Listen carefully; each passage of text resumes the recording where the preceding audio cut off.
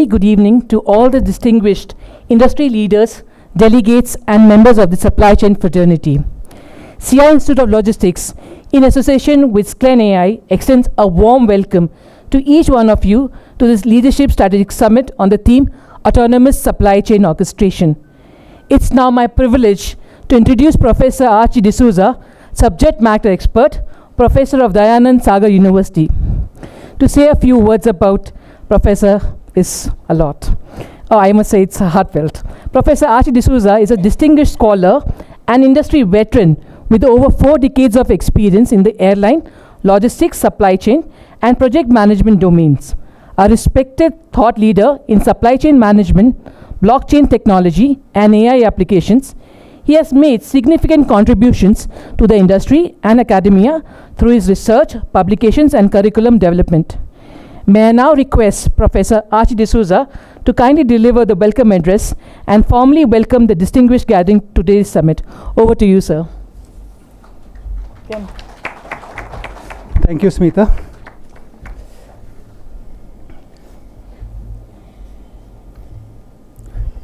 Okay, it's indeed my privilege to be welcoming you all for this great event, and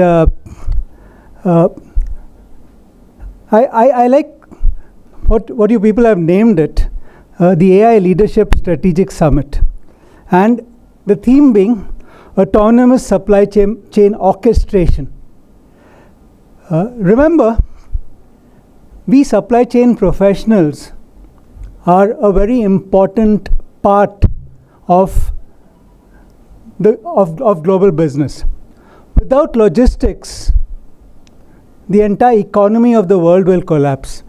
If this didn't happen during the COVID pandemic, if this is not happening during the wars that are ravaging the world around us, it's because we logisticians are keeping the wheels turning. So I extend, it's a warm welcome to all of you and all the speakers on the dais. And to begin with, I'd like to call to the dais Mr. Venkata Rao Damera, who's the Chief Information and Digital Officer, AWL Agri Business. He would be delivering the keynote address. So please, Venkata Damera, please.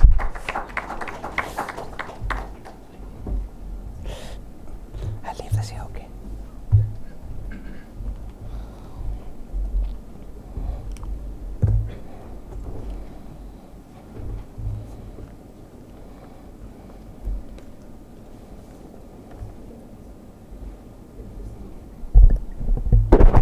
Thank you. Good evening to everybody. Today my keynote, I will start with a simple question. What happened inside a company in a few seconds between a customer placing an order and that order reaching to a doorstep? In the few seconds, what will happen? Today I want to talk about that gap. In few seconds, what is happening? Okay, and how companies are using AI to close it, not by adding more people, but building a smart supply chain, smart systems. How the companies are doing that. Today's topic I'll cover in 3 parts. One is that why supply chain need to change, and what are the digital foundations really means, what an autonomous supply chain looks like in real life. These are the topics I'm going to cover in this keynote. Why supply chain need to change? For years, supply chains ran a simple idea of predict, plan, and react. You will predict, you will plan, and you will react. That is the fundamentals of supply chain in past. With my limited knowledge, sorry, basically I'm not the supply chain professional. A company would guess how much to sell next month, but raw material based on that guess make a product, and finally ship it, and you guess was wrong, then you will end up with higher inventory. If guess is wrong, then you will end up with lesser inventory. And finally, people will make a call, and to correct it, that send an email and fix it manually. But this works when the world is slow and predictable. You are aware on that. Now the world is, the main factor is that all technology evolving, everything rolling out depends on the speed. But today the world, not slow. Prices of raw material changes overnight, and weather disrupt the farming, and customers new orders to a quick commerce, and people are expecting 10 minutes delivery. And one disruption of one country can delay a product on the other side of the world. We are all witnessed what happened to Cisco while Thailand is having floods. In this kind of world, business that depends on the people to manually watch, react, and fix the problem will always be one step behind. If you want to have some surveys also saying that 86% of supply chain leaders are already witnessed for disruption. So this is not a future risk, it's happening right now. So to almost everyone in the room, you will also witness for this. Now this is why enterprises are moving from automated to AI native. Automated means a machine does one task. AI means the system itself can sense a problem, understand it, and react it.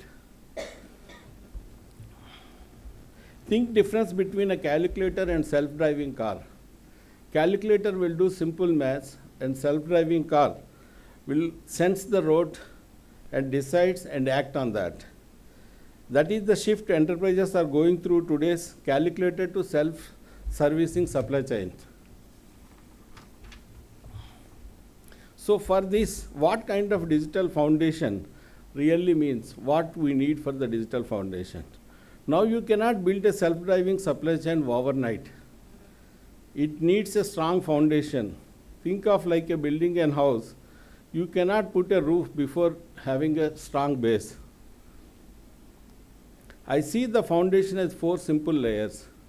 The first layer, clean and connected data. AI is only as smart as the data sees.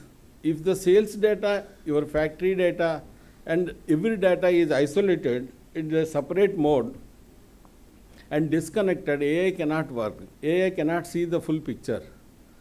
The first job of AI native enterprise to connect all data into one place in real time. That is the first objective. And second is the cloud and infrastructure. This connected data needs a home that can scale, that's only cloud can address. It lets the company process a huge amount of information quickly, and let's have every factory, warehouse, and store plug into the same system. That is only the scalability is possible once you move to the cloud. And AI and predictive intelligence is the layer 3. Once the data clean and connected, AI models can start predicting how much to produce and what machine might have a breakdown in future, which route was delayed, will be delayed. There will be AI moves from just reporting to the past and to predicting the future. And fourth layer is the autonomous action. This is the final layer where the system does not just predict, it acts. It automatically adjusts the production plan, reroutes the delivery, also place the purchase order with a human simply supervising, not doing every task by hand. If you look into the 2026 MHI annual report, the AI use in supply chain jumps from 30 to 41% of companies in just 1 year. 70% of the supply chain leaders is now believing that AI will be the fundamental change, how supply networks are planned and run. This shift is already underway. Let me make this real with an example close to home. AWL Agri Business Limited, one of the India's largest FMCG company and maker of the Fortune brand. And AWL runs massive complex supply chain, around 24 own manufacturing plants, around 50 outsourced plants, and around 100 stock points, over 6,500 distributors, around 1.5 million outlets.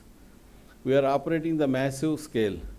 To manage this kind of AWL built a digital system like we have SOP engine, sales and operation planning system, which is integrated logistics management system. Together, the connect data from sales, logistics, production, everywhere. The company can plan a smarter and move goods faster across the country. This is exactly digital foundation I am talking about. Connected data, feeding intelligent planning and feeding the faster decision. Now I am coming to a third part. What an autonomous supply chain looks like and what we should do next. Imagine this, a sudden spike demands edible oil happens in one of the region, maybe due to a festival season. In AI native enterprise, the system notices this industry. It predicts the exact quantity required, which factory is having a spare capacity, and it adjusts the production plan. It informs to the logistics to organize the additional load, extra trucks, and it does most of the before a single manager has picked up to a phone. All the activities will be done by AI native. That is the real meaning of autonomous. Not the human disappears, but the human move doing the repetitive task to guiding the system and handling the exceptions that truly needed judgment. For a company like AWL, managing a commodity price swings, hundreds of factories and stock points and fast growing quick commerce channel, this kind of system is not a luxury. It becomes essential for staying resilient and efficient at scale. So what should we take away from this? First most important, data is the new soil. Just a farmer needs a healthy soil to grow crop. An AI native enterprise needs a clean connected data to grow intelligence. Once again, I am stressing on that. Without data, AI will not work. Data is the most very, very important aspect. Second, start small, but start with the foundation. You don't need to automate everything in one day, but you do it to connect your data and systems first before laying to AI on top. Third is autonomy is a journey, not a switch. It will not be happen with a single switch. No company becomes a fully autonomous overnight. It moves step by step from reporting to predicting to recommending and finally to autonomous action. And there is a report published by Accenture. Companies' AI mature supply chains are 23% more profitable than companies which are not implemented the AI.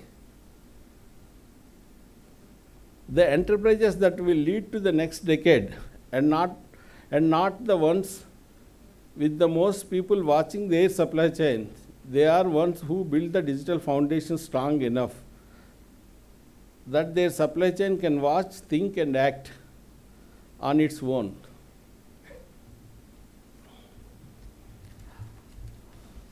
I am ending the keynote with one thing is that once you are moving into autonomous, the supply chain leaders or CTOs or whoever it may be, the day my supply chain can make its own decision is also the day I finally take a real vacation. Thank you.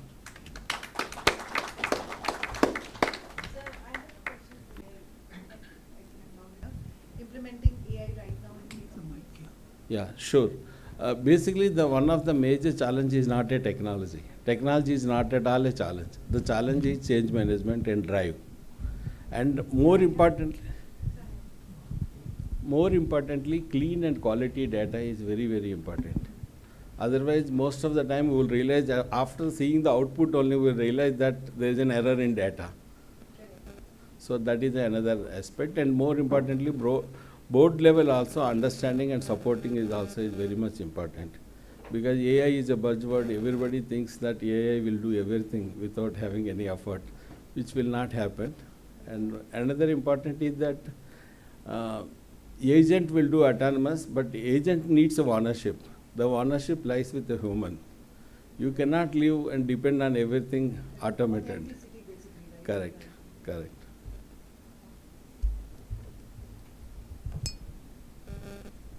Sir, you also mentioned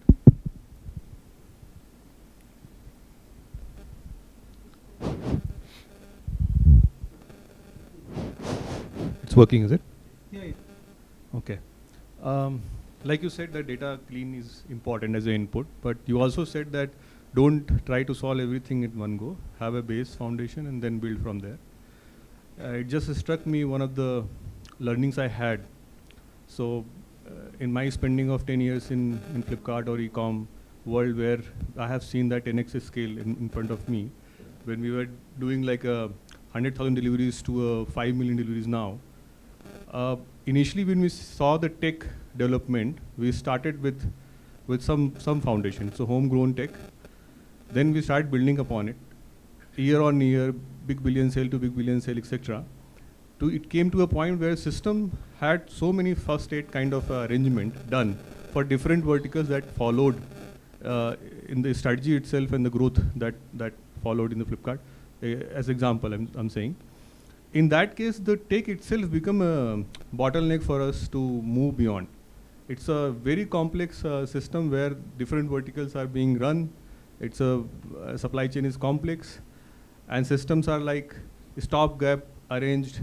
A lot of engineers working in different time zone and building that complexity.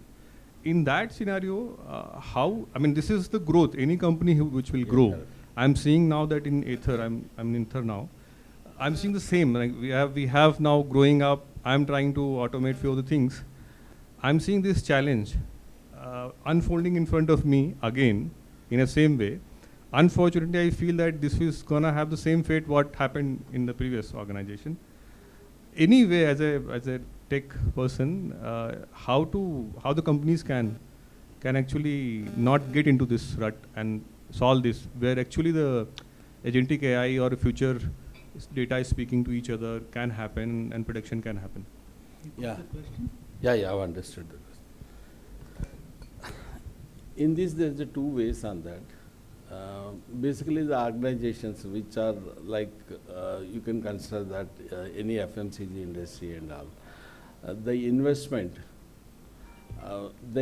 versus the benefit versus the ROI need to be calculated properly. So any enablement overnight will not happen. Means what I am saying is that first level you will do little bit of automation and little bit of bots you will implement. That is not AI native. Okay, the next level you will go into AI native. While we are moving into that, what my experience I will say, so what we have done is that the entire architecture, what kind of architecture is needed for the next 5 years, and a modular level also. Because there are components can be removed and replace it. But the most important thing is that business continuity is more important than all these things. So business should continue and you should be able to replace it. Like running car, you have to replace it. So that kind of scenario, we have done the architecture is like that. Even, for example, we have not touched the base systems. Like SAP is our base system. We have not touched the base system. We have keep it SAP is as it is only. We have created a single source truth. That is the most robust system, which is having scalability and availability at any scale. And we are using that system for all AI analytics related and everything. Basically, you're not touching the ERP, you are having an enabler. Correct, kind of correct. Middleware. Yeah. One more question, okay? And well, data is the new soil. Till about 10 minutes back, I was telling everyone that data is the new oil. But the world is going to not run out of oil, but we're going to stop using oil very soon. So, We'll do both iron and soil. so yes. So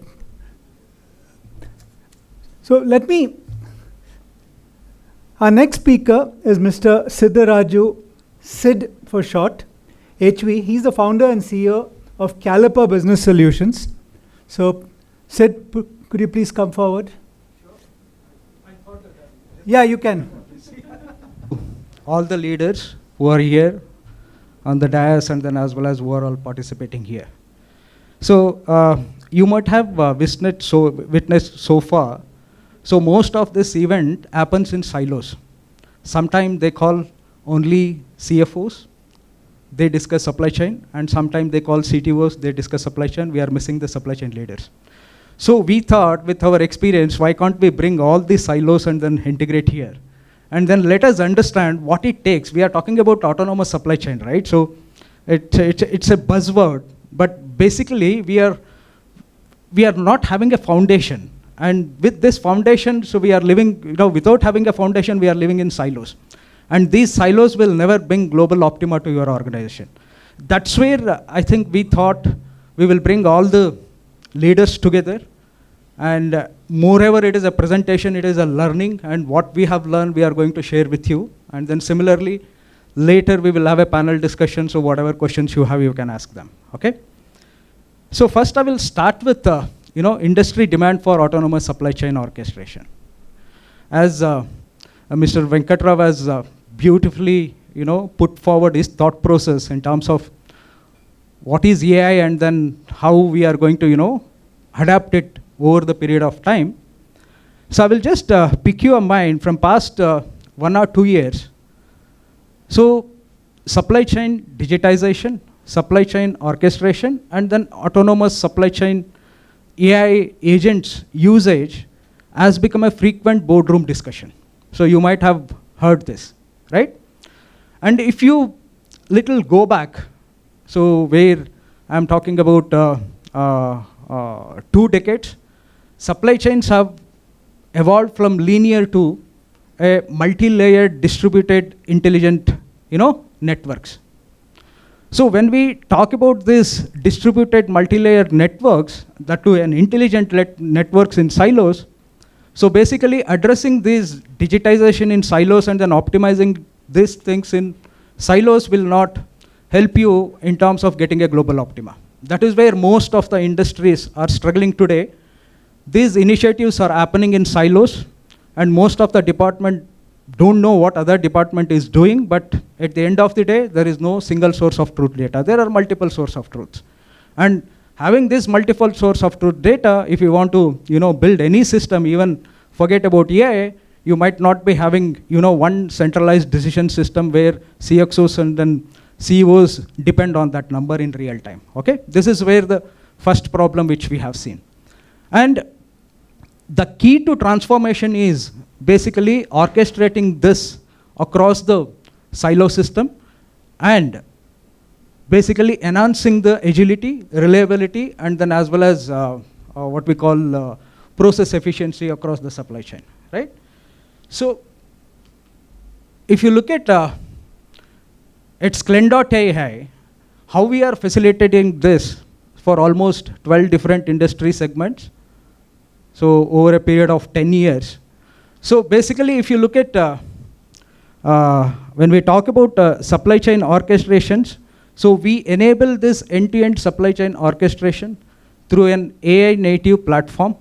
So basically enhancing most of our corporates, the first fundamental supply chain KPI, which is time to market, and then second is cost to serve, and third is basically process agility and reliability. So to get into any AI discussion, so these are all the 3 aspects where we need to first digitize. And how we are impacting this is basically, I will take another 2 minutes time here. I will take a pause and then go back to our business plan, right? So we are all leaders sitting here, and if I ask you, in my organization, I have a sizable market share and then well-established brand today, and then I am doing domestic and then as well as global market services. And if somebody asks you at this point of time, so do you have a business plan for next 3 to 5 years?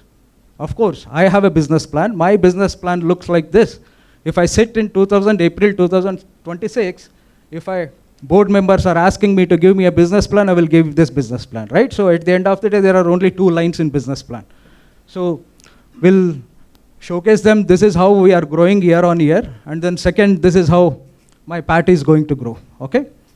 So if I'm just do a, time travel and then come here and then state on April 31st, if I have to look back and then see, so how my past performance were, so the first possible outcome is this, right? So I have made certain projections and I have achieved that projection. And then second is basically I had a home run and then I'm just did it better than what I have planned. And then third is basically I might degrow. We never know. And similarly, if you look at a PAT growth, the first outcome is maybe, my revenue curves are all top. So first outcome would be maybe I think that I have grown, I have planned whatever numbers and then I have achieved it. Second is basically I exceed and then I degrow. So why these oscillations are happening? So if you look at the fundamental factors which are which basically oscillating this entire demand and then as well as revenue growth and then as well as PAT growth is 2 parameters. One is basically, I call it as time to market. What is time to market? Time to market is basically the right product at right price point, at right time, at right place, in full. So basically if you look at this is not just only the time to market. Time to market starts with when you have started discovering the product.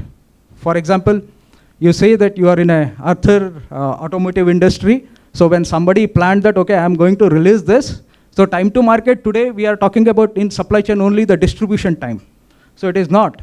So time to market starts with when you started conceptualizing what product you are going to bring it. That is basically your design and then development and then as well as manufacturing and then your time to market in supply chain comes here. Okay?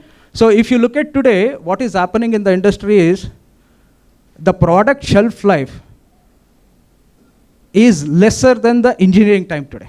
So this is how the cycles are getting shorter.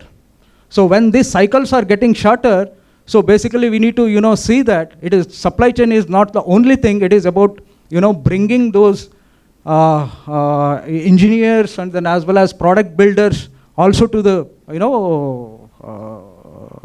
way of supply chain. So another aspect is basically the cost to serve. When this is about our CFOs who are here, so sometimes the curve is going good, so they don't talk. So when the curve is going down, all of a sudden they will come and then they say that, okay, so we need to stop this capex. We need to stop, we need to reduce this cost. So that obviously the pressure is both the side, right? So the market side and then as well as your internal CFO side. So if you look at who is going to balance this time to market and then cost to serve. So the people who are managing this supply chain, I'm not talking about traditional today's supply chain. Supply chain, in my view, it is starting from your engineering to the last customer delivery. So this is where we see that how resilient, how strong your supply chain is. Okay, and then this oscillation basically tells you how strong is your supply chain. Globally, around 20% companies today are capable of managing these oscillations. Another still 80% of the companies are still struck under noise. Okay?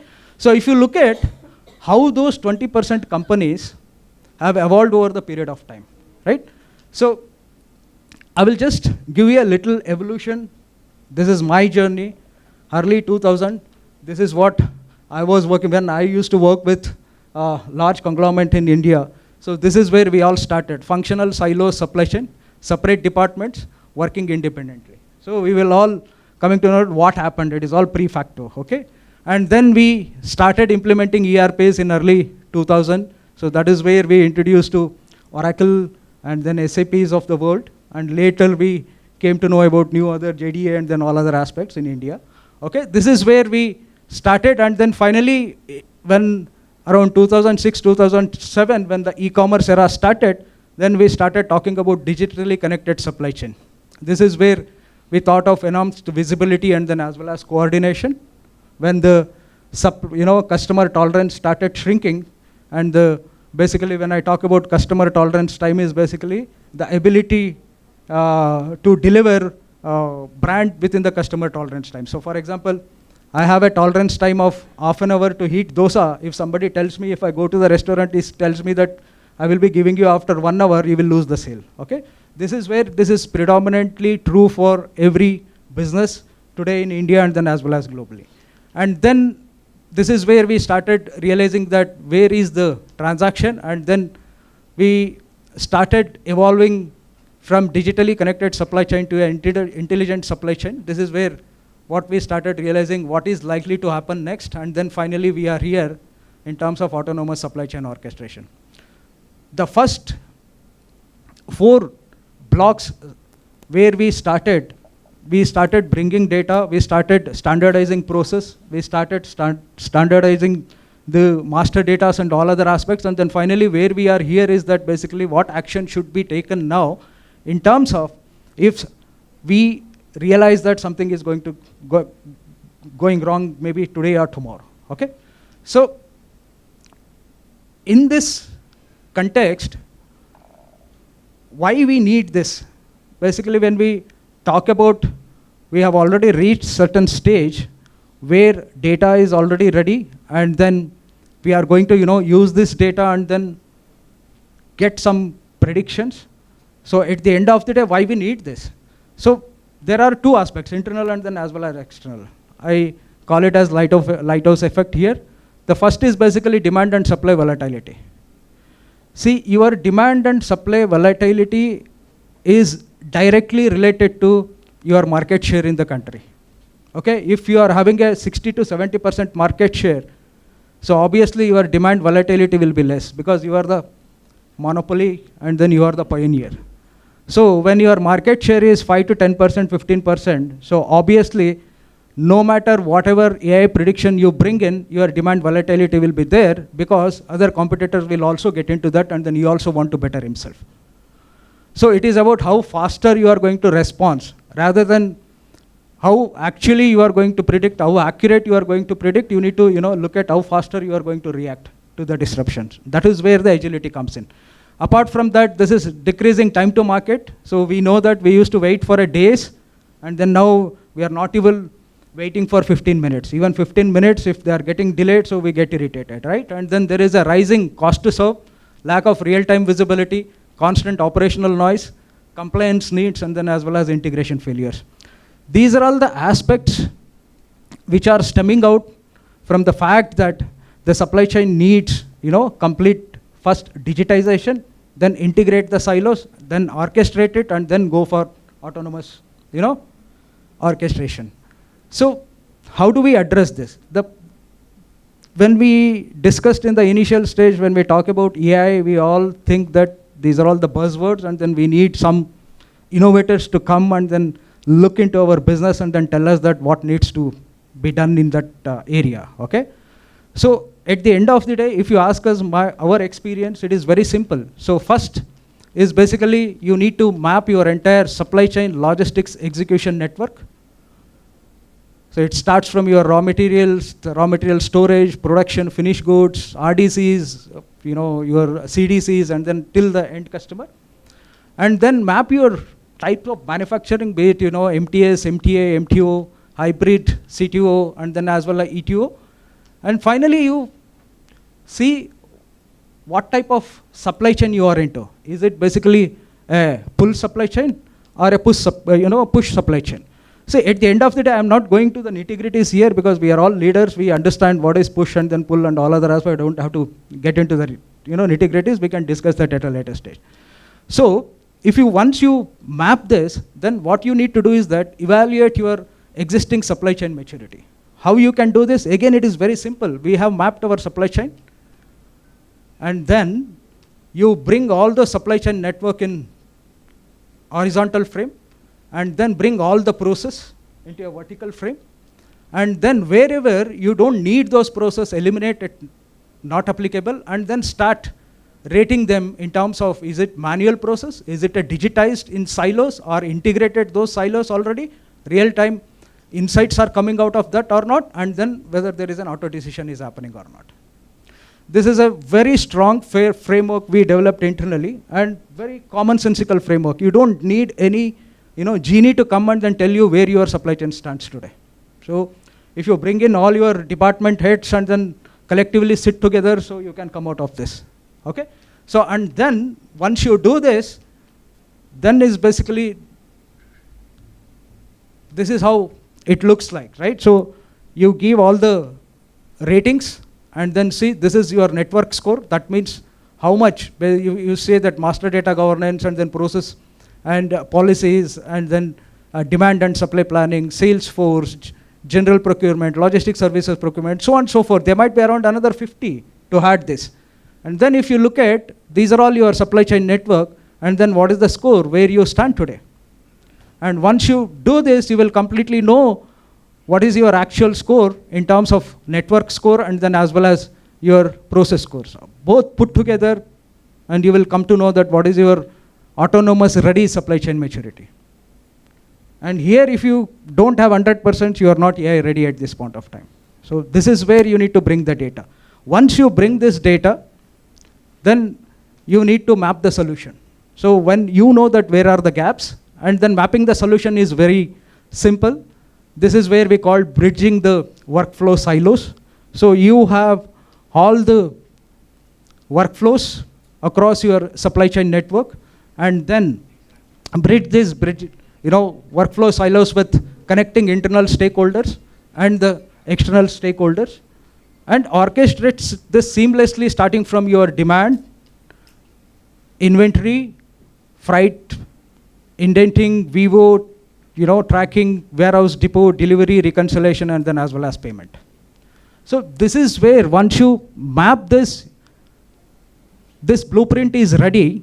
Instead of any ambiguities, you can say that where you are going to improve your process, and with this process, what benefit you are going to get. Next is all simple, right? So then ROI-led implementation roadmap. Most of the time CFOs are here, and they will ask that the supply chain guys will go to them and then ask them that this is what we need to implement. They will ask that, okay, so what is the ROI?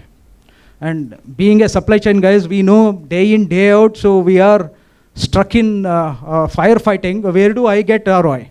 So we have a ROI framework also. This is where you just look at what is the implementation depth and width, and map all those things, and then come up with the KPIs, and then put the numbers, and this will be a detailed blueprint for you.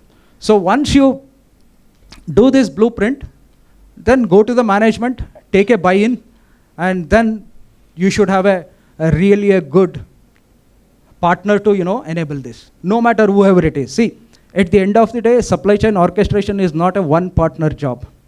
So, and as we know from past 10 years, no one partner can come and then openly say that they will do the digital transformation single-handedly. So the market is not open for that. Even the solutions are not evolved at this point of time. So basically what you need to see here is that, so how scalable, how stable that business is, and then what is their domain expertise, what is their technical expertise, and then custom changes.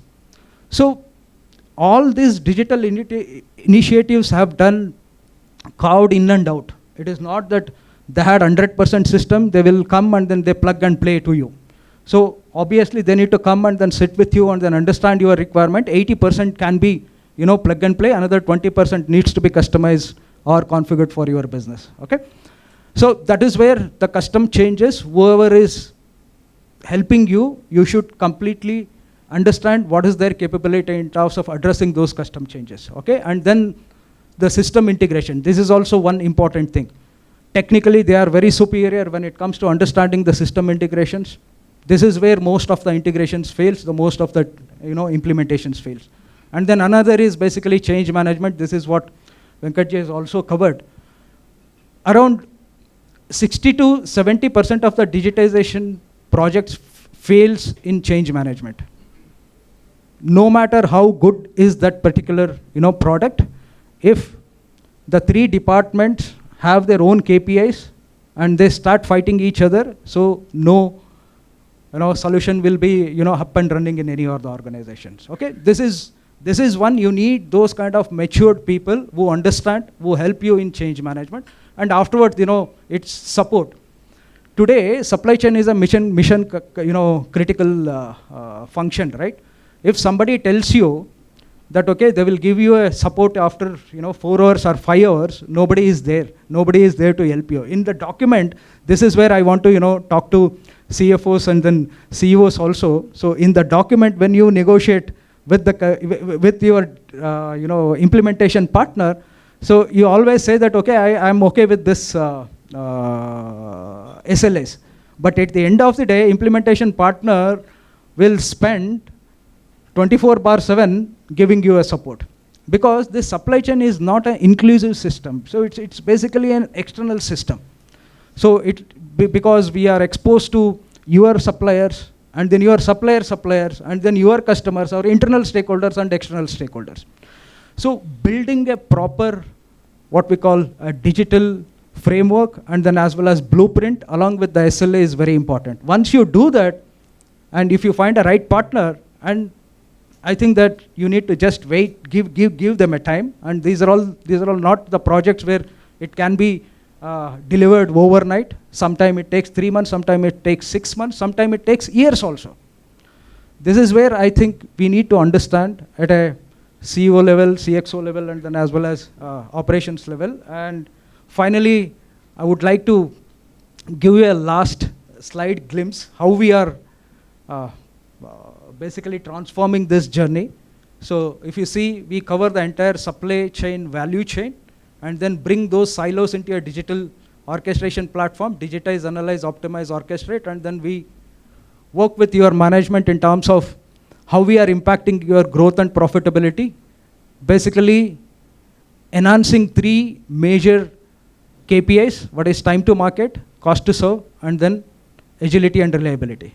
So cost to serve is your bottom line, and you all know that when we talk about bottom line, so it is all about your EPS, and your EPS is directly linked to your multiples, and those multiples are directly linked to your market value, share market value.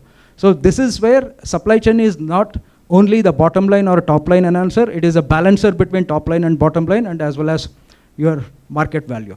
Thank you so much, and we will be here, and then if you have any questions, so we will talk to you later. Thank you.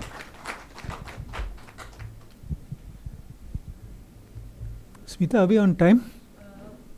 We are running a little late, but next time, I guess.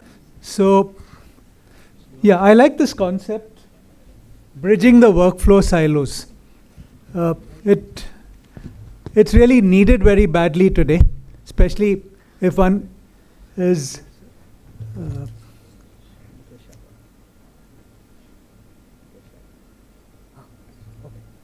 yeah. So, yeah, the next speaker is Mr. Rajneesh Bansal. He's the Joint President and Head Supply Chain, again from AWL Agri Business. So, Venkata Rao, Rajneesh Bansal. Oh, okay. So Rajneesh, can I have you please? Represent the company called AWL Agri Business Limited. Now this, you may not know the name of the company, but you must be aware about the brands that we own and operate. Fortune is our brand, our flagship brand, which holds approximately 18 to 20% market share in edible oil business in the country. We also have a few other brands called Rag Gold. We also have a brand called Bullet. We have a brand called Kings. This is the category of edible oil that we have. We also have a brand called Fortune Rice and also Kohinoor Rice. Kohinoor is also a very well-known brand for basmati rice in the country. We have recently taken over another company based out of Delhi, which is called GD Foods, with its brand called Tops. So they are present in all the condiments, jams, fruit juices, etc., etc. The company is pretty big. The turnover of the company last year was about 75,000 crores. We are present in almost every one out of the 3 kitchens in the country. We are present in 2.1 million outlets in the country across all the states that we have, and we export to 15 countries across the world. So that is the kind of scale we have in our company. A brief flow of our presentation. I'll give you some brief on our company once again and how we have transformed our supply journey from a vision to value state. We had a certain vision about the supply chain when we started our journey in 2015 on the digitalization aspects, and how are we doing today. I'll give you company overview, some challenges that we had, our transformation efforts, our journey towards AI, the business outcomes which are very important. We always say that we have done a lot of work there, but what is the real benefit that has come to the company, both on the tangible side and also on the intangible side. And of course, the lesson learned and what is our roadmap forward. We have about 80 plants across the country, right from Calcutta to Mundra on the western side, right from Chandigarh on the top and bottom we have in the Hyderabad and Bangalore region. We have about 10,000 channel partners across sellers, buyers, all put together, distributors. We move about 6 million ton of products across the country today, out of which primarily it is FG movement of about 4.5 million tons, about 1.5 million ton of about the secondary movement, and then we have a lot of raw material movement for rice, wheat, etc., etc. So all put together, we move about 6 million tons of cargo in the country. All this cargo is moved using 18,000 trucks in a month, primary movement, and 24,000 trucks secondary movement. So look at the scale here. Every day 600 trucks moving out from 80 units across the country, and they are reaching the destination. Similarly, we have got about 24,000 secondary movements, again to serve 4,000 cities in the entire OLP, FLP, you say, towns and villages in the country. Again, to add to the complexity, we have got 800 plus SKUs in our portfolio, right from say 15 kg to 200 ml bottle. We pack about 20 million units in a month, and we have about 3 million transportation lanes, supply chain transactions. We have about 1.7 million lanes in the country. And we do about 1.5 million iterations to come out where to produce the product, which destination to serve. So which we call FSD, Factory SKU Depot Transformation. That means you have to supply a product at the least cost to the final destination. How do you do it? Is it even possible on an Excel sheet or a person-dependent system? We started this journey because of all these pain points. All manual and silo-based working earlier. Like Venkat said or Sid said, we have so many silos in our companies across. You have a sales department, you have production department, you have supply chain, you have production people working in the company. How do you bring them together on a single platform is what is required. Stock out versus overstock. As we said, overstocking is inventory carrying cost. Stock out is your lost sales straight away. Both of them either adding into your cost or bringing your profit down because you did not have the product readily available in the market because of a under stock out situation. Multimodal coordination. We have seen road transportation is okay, but now we are moving towards from a road transportation to a multimodal transportation using railways quite a bit. Railways have become very proactive now. I'll give you the number later on as to how we have moved from road to railway transportation. Relentless cost pressure, a lot of pressure on the cost. When you talk about any supply chain professional, he would just say, we want to optimize our overall cost to serve. Whether it is packing material cost, whether it is primary freight, whether it is secondary freight, everybody is looking at those numbers with a very, very minute scale. Stringent service levels. Talked about Flipkart, talk about any e-com player. You know, there these service levels are so stringent that you have to make available the good when it is needed at his DC or in the dark store. Of course, last is, as we export to 50 countries across the world, we have a lot of documentation there, and there also we have done a lot of automation today. Timely availability, optimization of cost, sustainability, 3 basic pillars of any supply chain. Right product, right place at the right time with 95% availability at any given point of time is our SLA. Cost to serve, optimization of cost at each point, whether it is processing cost, whether it is raw material, packing material cost, you have to have the minimum cost. Sustainability, once again, I would talk about it later on in the subsequent slides. Our journey started in '99. This is a 25-year-old company now. But the real effort towards digitization to digitalization started happening in 2015. We had engaged a consultant called BCG when they came and said, your operations are so big that it cannot be done on a manual scale. You have to have some system in place. And they gave us an optimization tool backed by a forecasting tool developed by another party. And we started using this tool in 2015-16. Simultaneously, we also started our journey of having an automatic logistic supply chain wherein we had e-auction freight buying and then started moving towards the other modules of the supply chain. We did 15 SNOP planning. We implemented integrated logistic management system in 2017. 2020, we implemented warehouse management system. And today, we are running the entire platform on a single point of truth. There is a single thread which is right from demand forecasting to the point where the bills are also being paid online.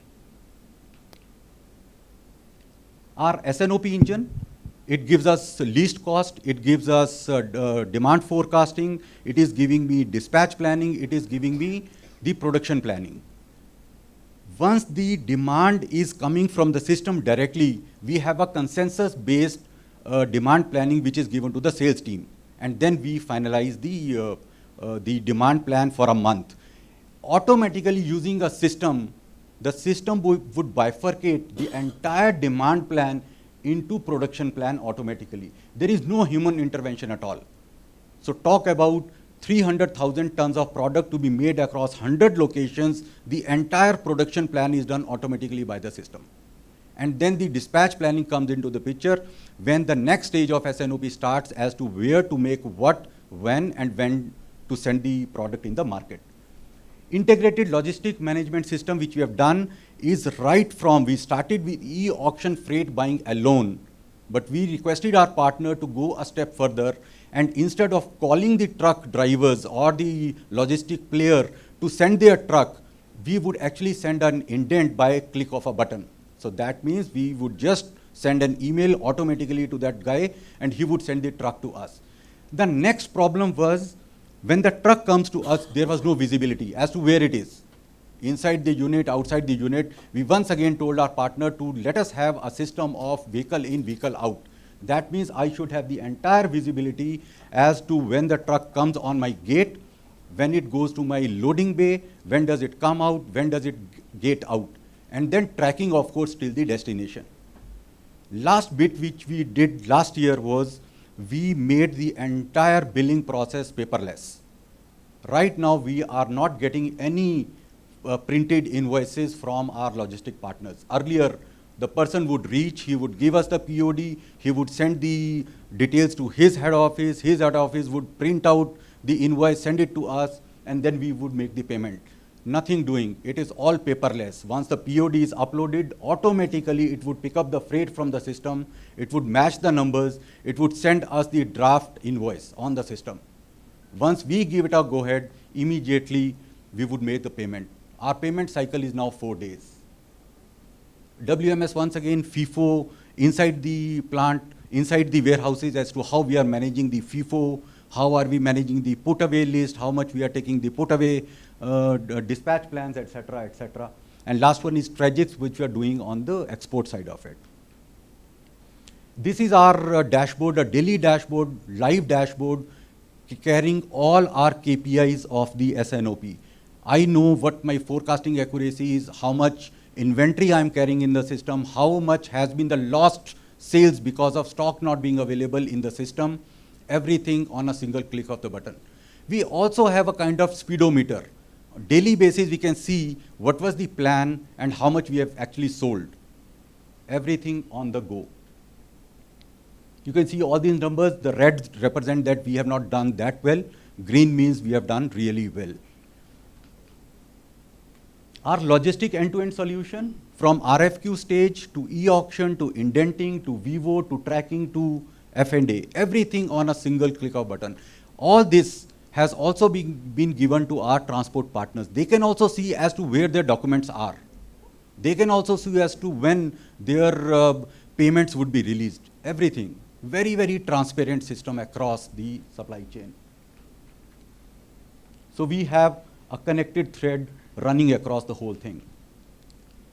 The value delivered, everybody asks us, okay, very well done, you have done this and that. What is the kind of output that you have got, both on tangibles and intangibles? You can see the numbers here. Everything has come out directly from the dashboards or from the system. 95% serviceability within 48 hours. We have the SLA that any order that comes to us as supply chain, the truck has to move out from our factory within 48 hours. Our number is 95% today. 59% is being dispatched directly to our end consumer. Again, because of the system, we know that so many people are buying our product day in and day out. Why can't I club their orders and send it directly to them? I can give you some example here. 1500 rupees is the cost if I touch any depot today. If I serve it directly, straight away I save that much money. It adds into my bottom line straight away. 24% of our volume is being moved using a multimodal. Again, we knew that so much material is going there. Why can't I actually deploy rail? So rail gives me two advantages. One, of course, it is little cheaper as compared to road transportation. It also is giving me evacuation. A single rake is moving 2,000 tons a day, which is equivalent to 120 trucks. So I am sucking out 120 trucks out of the system when I'm using a single rake. And each rake moved is also giving me green points. Indian Railways is actually, whenever I am moving any tonnage or any volume through rake, it is giving me that number. And today I'm proud to say that in the last 3 years, we have actually earned 90,000 RGPs, 95 to be precise, 95,000 railway green points, and each railway green point is equivalent to 1 ton of CO2 saved. So that means we have actually saved 95,000 tons of CO2 emission in the country. And by the way, because of all these paperless system, we are saving 1.4 million sheets of paper every year. Our monthly stock rotation, especially for our dedicated fulfillment centers, especially for alternative channel of e-commerce and MFS, our stock rotation is 3.1. For our general trade, we are actually struggling to have 2. But in case, because we have end-to-end visibility now, our stock rotation there is 3. Stock rotation 3 means I'm able to rotate 3 products in the same warehouse in a month. More rotation means less cost per ton of material moved. Our 11% road fleet is on CNG today. Once again, because in the system, we have diesel vehicle and CNG vehicle, and I am incentivizing my transporters by giving them 70 rupees per ton as an incentive to deploy the vehicle for me for green fuel. My accuracy levels, if you look at the numbers, people would be really astonished. Day in and day out, month after month, our forecast accuracy vis-a-vis the accuracy which is being given by the sales team is absolutely much better as compared to the sales team, 92%. So that means if we have predicted 100, 92% is my accuracy. Suboptimality has been reduced by 16%. As I said, FSD, factory SKU depot mapping, nobody has in the market. When you have 100 units and you are sending products to 4,000 units using different modes of transportation, you don't even know what kind of suboptimality is built in the system. Suboptimality is ideal versus the actual. This number has come down by 16%. I'm not giving the absolute number, but this is 16% in our case becomes huge, really huge. Intangibles, fair practices, everybody knows, the entire transportation team knows that whatever we are doing is unbiased, etc. Where is the ROI coming from? Sorry. Teacher बाहर आ जाता कई बार. Yes.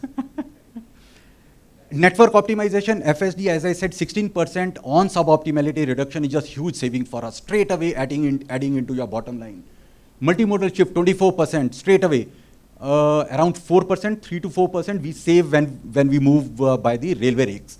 Direct to distributors, again I said 1500 rupees a ton, straight away saved. Inventory optimization, we have gone down from earlier 16 days to 12 days. Again 4 days. That means 25% lowering down on your carrying cost. Once again, in a commodity business, this actually is a huge, huge number when converted into rupee terms. Reverse auction freight, we have seen, I wouldn't give the number once again, but 4% of saving we are doing against whatever we were spending earlier and whatever we are spending now. The system is giving me SSP, system suggested price, but because of e-auction, fair and transparent e-auction, I'm saving 4% there also on the primary freight. Cash discount, again, a very innovative. When I said 28 days ka payment cycle to 4 days ka payment cycle, I'm actually asking my transporters to give me 1% back. Once again, because we are, the spend is about 1500 odd crores in freight alone, this number becomes pretty large. What makes it works? Leadership sponsored, it has to be top down. Bottom up ho hi nahi sakta, it has to come from the top. If top is convinced, only then you would be able to give this kind of system, and this kind of system can be implemented. People first, you have to have capacity building in people, otherwise it will not happen. Process discipline, once you have done some kind of SOP designing, people would have to follow those designs, only then you would have a real AI based autonomous kind of supply chain. Data first culture, everybody would have to look at the same data. They cannot come and argue with you on the data. It has to run on a common thread. Everybody is talking about the same number which is punched in the computer. Some of our partners, as I said, BCG, we had IGSA, we had Caliper, and we were backed by a 300 people plus odd.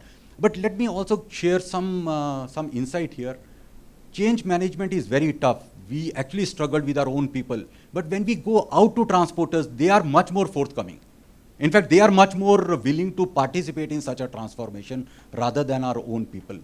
Because they were more emotionally attached, talking to people, undertaking auctions, negotiations themselves, which is all taken away. Live today, we have got a very good digital backbone. We are using some kind of agentic AI. We have just started using it, but our ultimate goal is that it runs automatically. You have a heat map somewhere in the country, automatically it knows which production unit has to be given an order. Order would be placed automatically. The truck driver or the transporter would get the mail directly from us. He can deploy the vehicle, it comes directly to us. Fully automatic, autonomous supply chain, that is what we are dreaming of today, and we are working towards it. Thank you very much. Just once again, 95,000 plus green points, and we have 11% of our road fleet and 1.4 million sheets served. That is the background on the sustainability part of it. Yeah, thank you, Rajneesh, for sharing with us your vision to value. So, our next speaker is Mr. Mukesh Yadav. He's the chief manager, Deepak Phenolics Limited. So, Mukesh, could you please take the stand?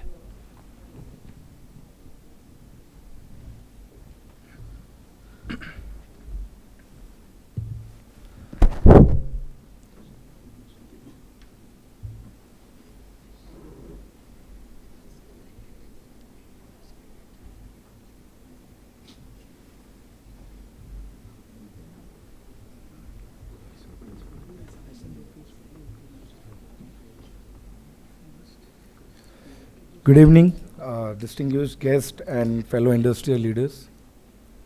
It's a privilege to be part of this CII Leadership Summit. Today I would like to share a practical transformation journey, not just how we implemented digital technologies, but how we translated our strategic vision into measurable business value. Across industries, we are all investing in AI, analytics, automation, and connected systems. However, one lesson has become clear: technology alone does not create an autonomous enterprise. The real transformation begins when data, processes, technology, and people work together to enable faster, smarter, and more resilient decisions. Today, I will share our journey, the challenge we encounter, the lessons we learned, and how these initiatives are preparing us for the next stage of autonomous supply chain orchestration.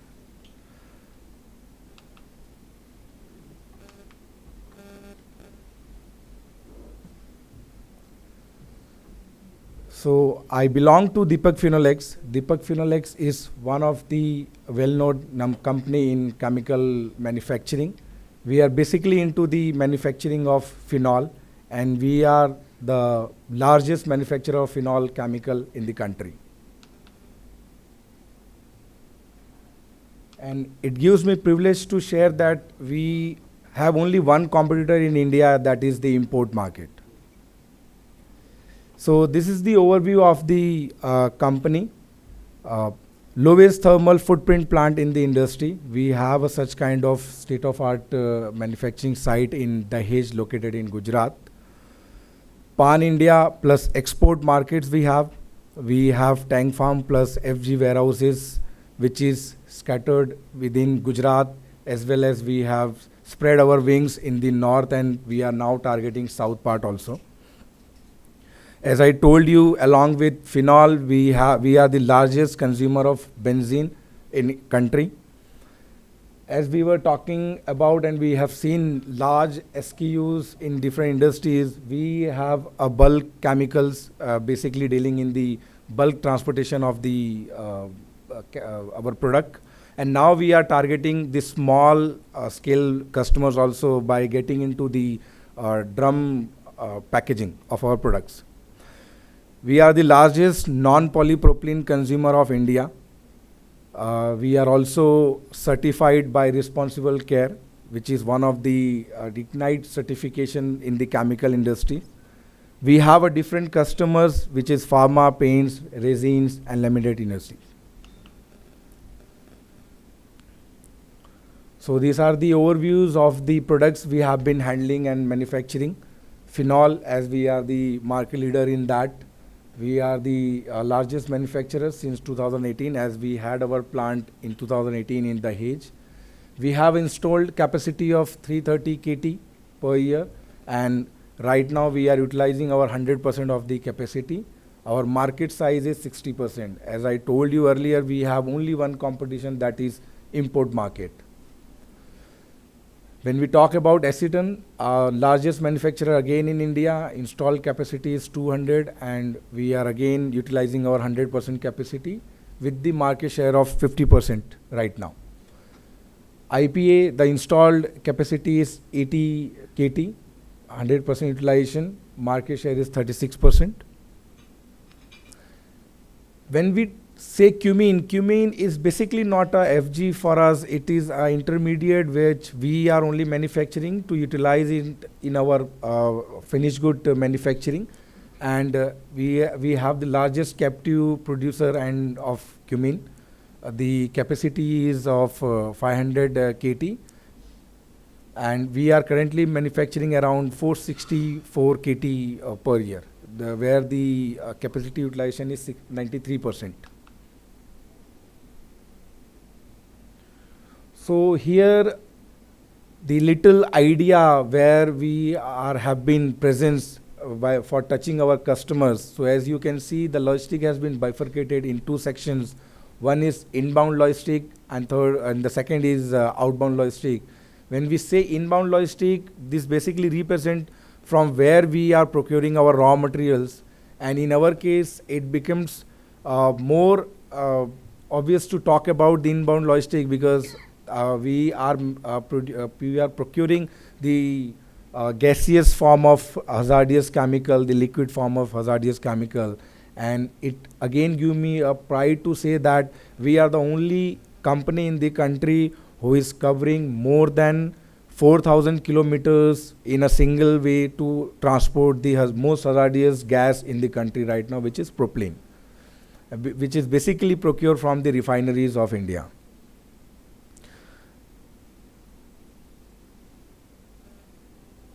When we talk about our customer base, yes, we have touched down all the states of the country except few part of the northeast, because there is a limitation of consumption of this product in that state.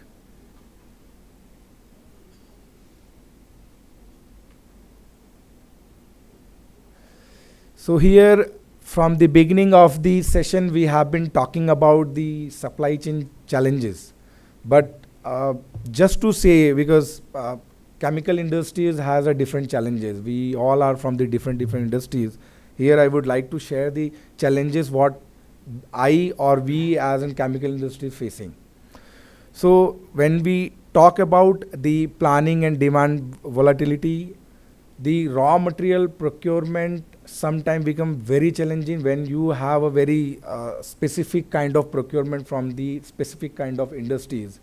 As we all know that the country and the world has been facing or going through a very worse situation where wars has impacted us badly. As I told you, our main procurement is happening from the refineries and from the petrochemical companies. We have been impacted like anything because of this war happening, because of the restriction in the imports we have been doing till now for the LPGs and other crude oils. And this is the most impactful challenge for us being into this industry. When we talk about warehouses, I don't know how many of us sitting over here knows that we have a very limited, or I will say we don't have even storage or external storage facility for the storage of gaseous products. Okay, there might be an LPG storages available in the country. When we talk about the propylene, propane, we don't have any storage facilities which push you not to import these products from the other countries, because when you are procuring or importing such products in a bulk or in a huge quantity, you cannot take it simply to your plant for the storage, because you will not have a storage capacity of 2000, 3000 KT just away. So this is also becoming a big challenge for us. Transportation ability, when we talk, as I told you that we are into the bulk manufacturing and bulk transportation of the products. Our 98% of the sales depend on the bulk transportation. So basically, when we revolution has their limitation or the constraint also. We always talk about the beauty and the benefits of the revolution, but there many of the time it give limitations or the constraint in your operations. We all know 10 years back, 20 years back on the road, we were seeing small tankers also, which will be like 5 KL, 10 KL tankers.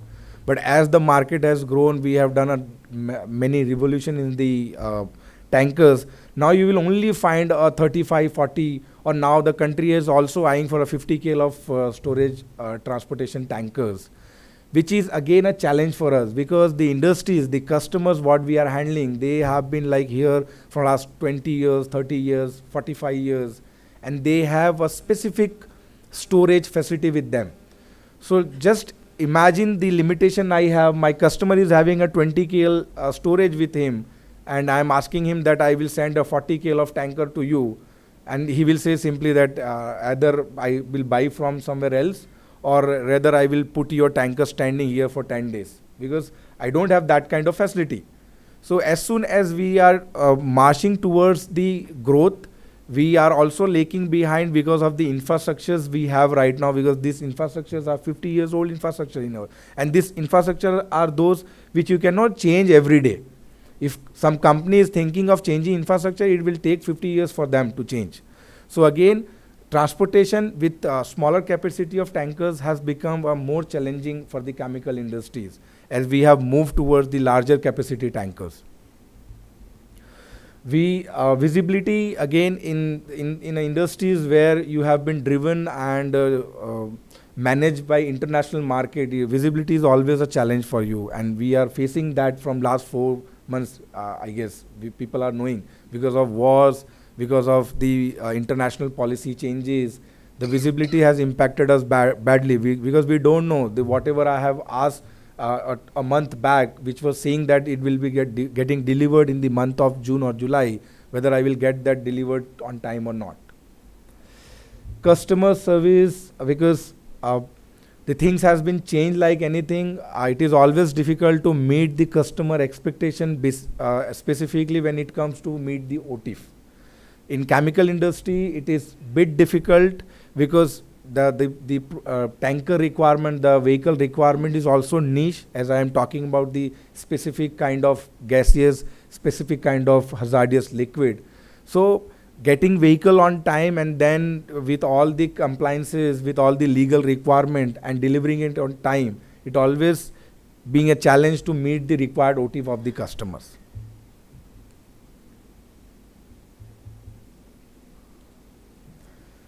So when we talk about the digital transformation and vision, so here I will say that a few years back only, we were only having a manual operation in our company only.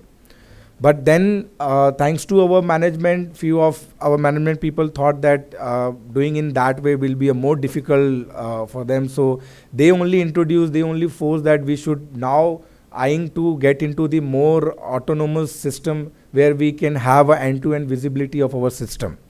And back in 2020, I guess we started thinking of putting our entire process into the autonomous process, where we can have a platform where we can check, we can have a track, we can have a clear visibility of our process and our people, like whosoever is doing what. Okay, so when we talk about the digital transformation, we as a Deepak has done a very tremendous job in that by automizing our entire process of having an idea of what we need to manufacture, what we need to deliver in the market, how to control the entire ecosystem of the production, then how to do the placements, how to track or see the vehicle inside the premises, as Sir was talking earlier regarding his company also. So for that we have a Vivo dashboard where you can see the vehicle in and vehicle out movement of your trucks who are getting placed inside the premises. Because when we talk about the chemical industries, refineries, they are huge in sizes. And it is always difficult for someone even sitting inside the plant can have a proper track on the vehicles or the operations happening inside the plant. Then once the vehicle gets out of your plant, it is again a quite difficult task to manage or tracking of those vehicles and then manage the timely reaching of those vehicles to your customer side. And I will extend one more thing on that, because most of us has reached to that on this level that we can track our placement, we can track our contract, we can track our inside movements of the plant, tracking of vehicle reaching or the customer side. But what we have extended to at that tracking of the accidents happening in transit. Okay, because being into this kind of industry, being handling such hazardous product, it is always a big task for us to reduce the accident on the road. So we as a Deepak has also developed such platforms where you can track if anything happening in transit with the help of camera and the dashboards and the mic or speaker systems installed in the trucks. As soon as the accidents happen, touch wood it should not, but as soon as it happens, we have a platform where we can track what is happening exactly at the time of the situation handling, as well as the things been done by the people at that time. So we have also developed such platform where a person sitting and in the office also can see that what is happening, because when accidents happens for the hazardous product, the entire government system also get involved to it, because it impacts your environment, it impacts your people. So this is one of the examples of how we have been handling the accidents as soon as it happens.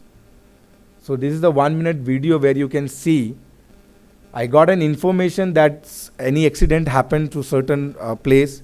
We have a third party company associated with us who basically take care of the tracking and tracing and accident management if something happens in transit. So here, as soon as the person got the information of the accident, he just have to log in. He will fill all the details, which will work as an FIR for us, first information system. As soon as he files the FIR in the system, there will be a QRT team sitting every 90 kilometer of the routes. The nearest QRT will get the information that something has happened near to their location, and they will rush to the site to then start their role in that. So basically, what is their role? Their role is to manage the chaos has happened due to accident on this site, to manage the people, to manage the route, to coordinate with the legal compliances, coordinate with the government, local bodies over there, to police, to magistrate, everywhere. And person from the logistics sitting in the corporate or the plant can see what is happening at the time of the accident. So everything has been tagged with geofencing. So this is the second beauty. As soon as I was explaining earlier when I started my presentation that we have been controlling our entire manufacturing also. So when you see there is an APC control we have, where basically a DCS system has given the data to the APAC. So there will be like n number of systems has been fitted in the tanks or the reactors. Their major role is to control the parameters, whatever, because we have more than thousands parameters set for the products or for the tanks.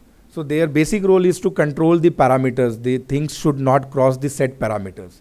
So as soon as parameter will cross, the system will generate an alarm, and it will again send back to DCS. And according to that, the people sitting over there in the DCS room or in the operations center, they will manage the production solutions.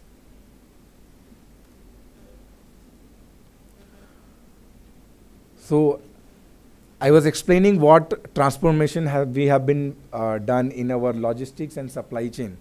So we are now again a paperless company. We are not even doing contracting on the paper. We have been done everything on the digital platform.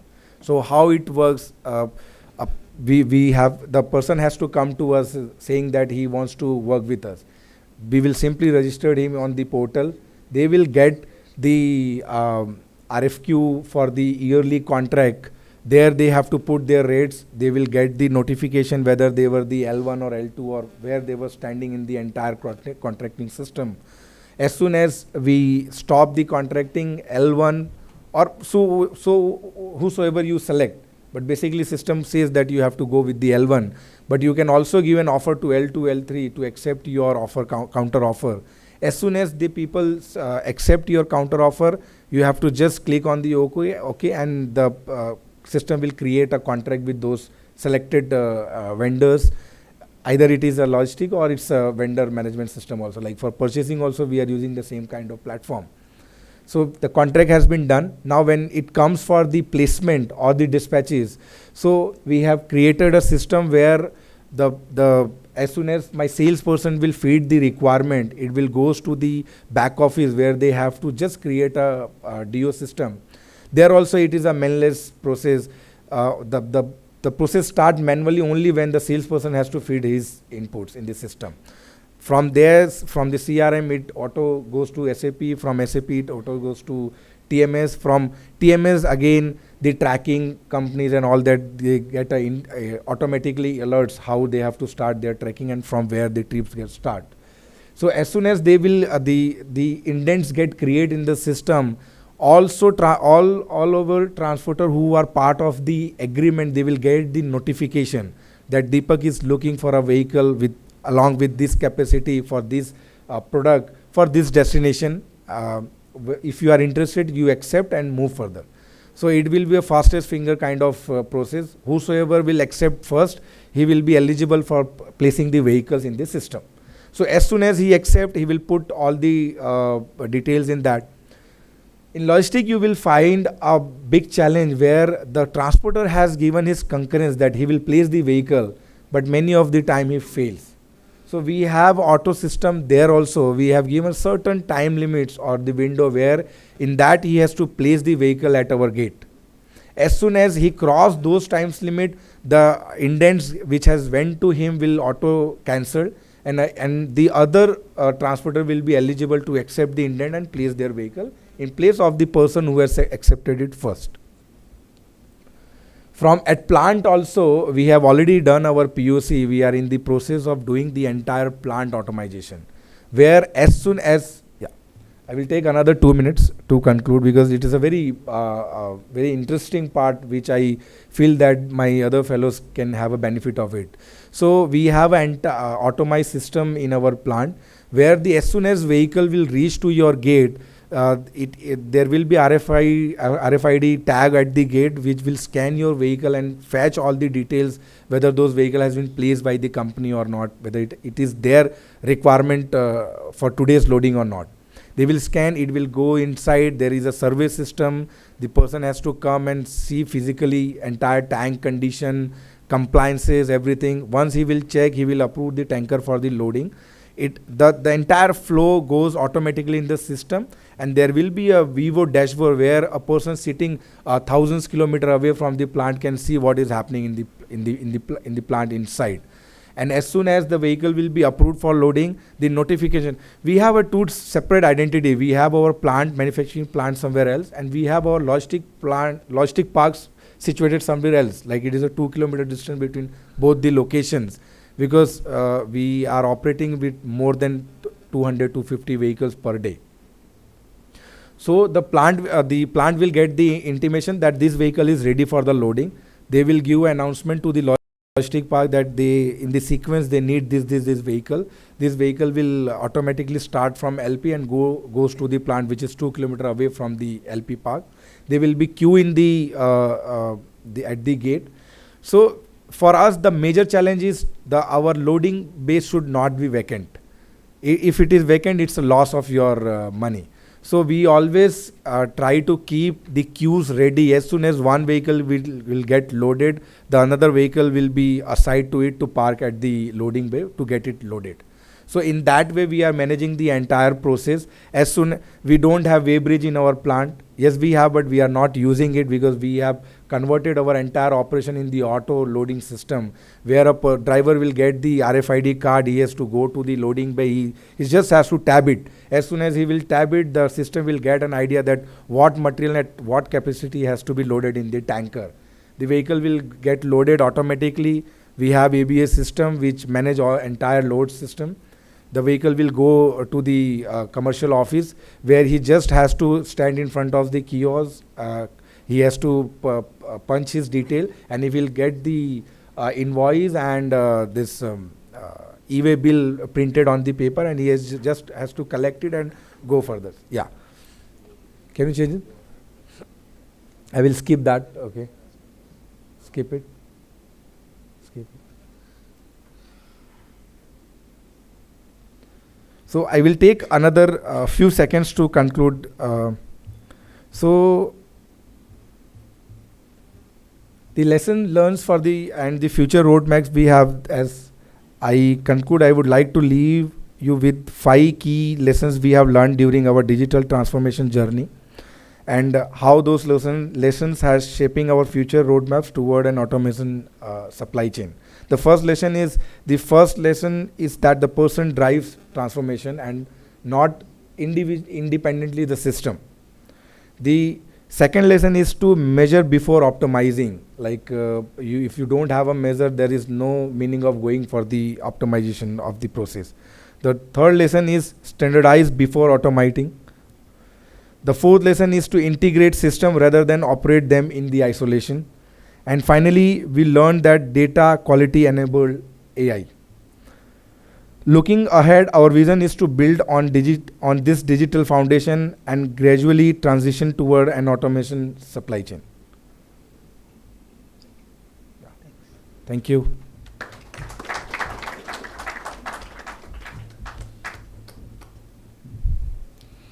Yeah, thanks Mukesh for the roadmap to the future. And I now call upon Sunny Chawla, who who's the Service Manager, Supply Chain Planning and Fulfillment at Suntory Global Spirits. So, Sunny, could you please take over? Great.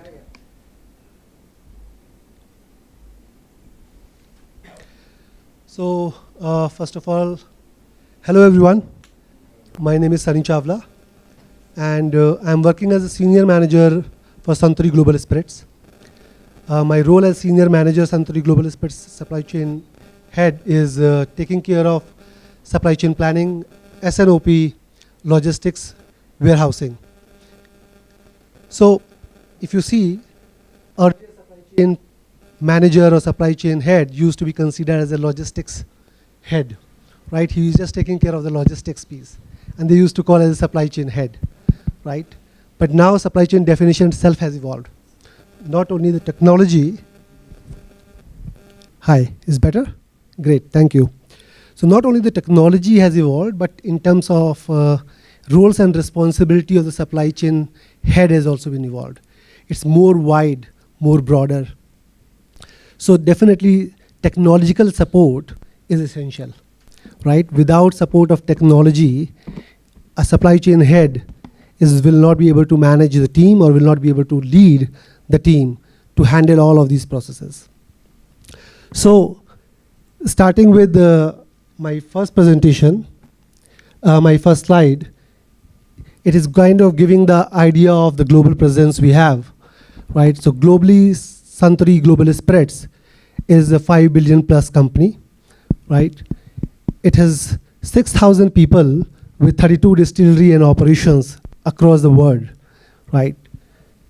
We have #1 bourbon whiskey, which is called Jim Beam. I'm sure most of the people would have heard it and would have relished it also. So I'm very proud to say that this brand is available in India as well from last 10 years, from almost 1 decade, and is doing really well. We are present in 69 countries. We have 56 corporate offices across the globe.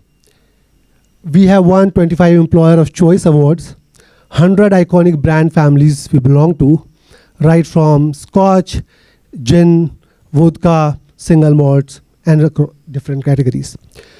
44 premium plus brands we have across all the categories.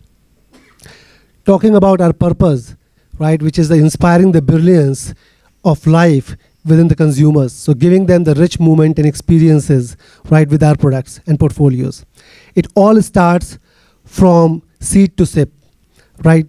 That means when we are seeding the grains, right from there till the sip, when the consumer takes it, or consumes it.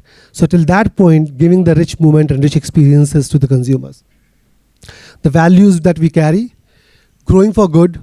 Yate minahare is a Japanese word, right? I would like to take a few seconds to explain. Yate minahare is basically being ambitious about your goal, right? Go and chase the bigger goal, look big, right? Dream big. Then giving back to society. This is the kind of responsibility we carry because we take the society, right? Like water is an important element. We talk about grain, right? We are taking from the Mother Earth, right? So giving back to society, that means water harvesting, doing some CSR activities so that we can make a sustainable future for a sustainable growth. Coming back to legacy and triumphs, for us, more than 200 years of rich history in spirits making. 60% of reduction in water uses, as I say. We try to conserve our future, try for a sustainable sustainable growth. Certified consecutively for 5 years as a great place to work across globe for India as well as across our 59 offices, corporate offices, right? I would just like to talk about some of our footprints in India and brand portfolio. So we have around 5 bottling units, 1 our own bottling units and 4 is third-party bottling units. Right? These bottling units are across different parts of the country. Right? We have in Rajasthan, we have in Goa, MP, Telangana, and West Bengal. Right? We have 10 warehouses, own warehouses, and 1100 SKUs, right?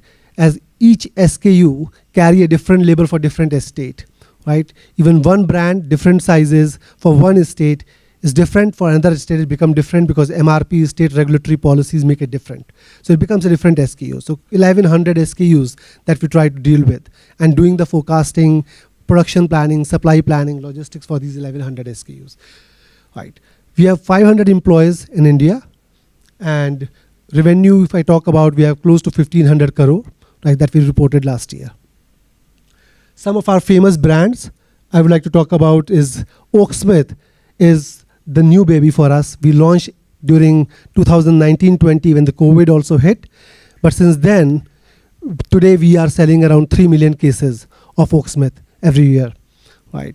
Jim Beam, as I talked about, one of the most famous brands we have in our portfolio, the biggest bourbon brand. And in the market share, we are 66% market share in terms of bourbon. Teachers, I think again everybody would have heard about Teachers, right? One of the major flagship brands we have in our portfolio, Teachers, right? Currently we sell 1 million cases of Teachers.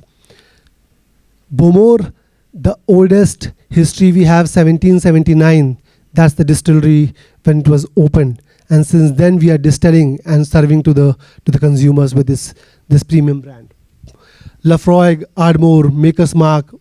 Then I would like to talk about Roku Gin, Haku, Hibiki, Suntory Whiskey Toki, and Yamazaki. Yamazaki is the most famous single malt and winning award-winning awards around from last 7 to 8 years consecutively. It's Yamazaki 18-year-old. It's the Japanese craftsmanship. So you can see some pictures of images of the bottles. Operation footprint, 10 government warehouses. We have 9 distributors, 10 wholesalers, and 2 direct retail markets, pan-India. The key supply chain challenges that we face is mostly in terms of regulatories. And 5 years back, when I look back 5 years back, then most of the processes used to be manual, right? Government regulatory challenges are not going to go away. As this is alcoholic product, we all understand there are excise, there are custom, there are FSI, all the regulations are involved when it comes to alcohol. As it used to be considered taboo, but now the image of the brands, image of the liquor itself is getting changed gradually, but that will take time. So in order to optimize our processes, in order to optimize our supply chain, we are heavily dependent on the automation that we have transformed ourselves over the 5 years. So when it comes to planning, because of 1100 SKUs, you can imagine manual Excel files, maintaining it, master data, records, and everything was very tough. And on top of that, the demand volatility because of regulatory challenges. Across different states, pan-India, every state has a different excise policy. Every state has different excise norms, excise duties, their regulatory requirements coming on the back labels is different.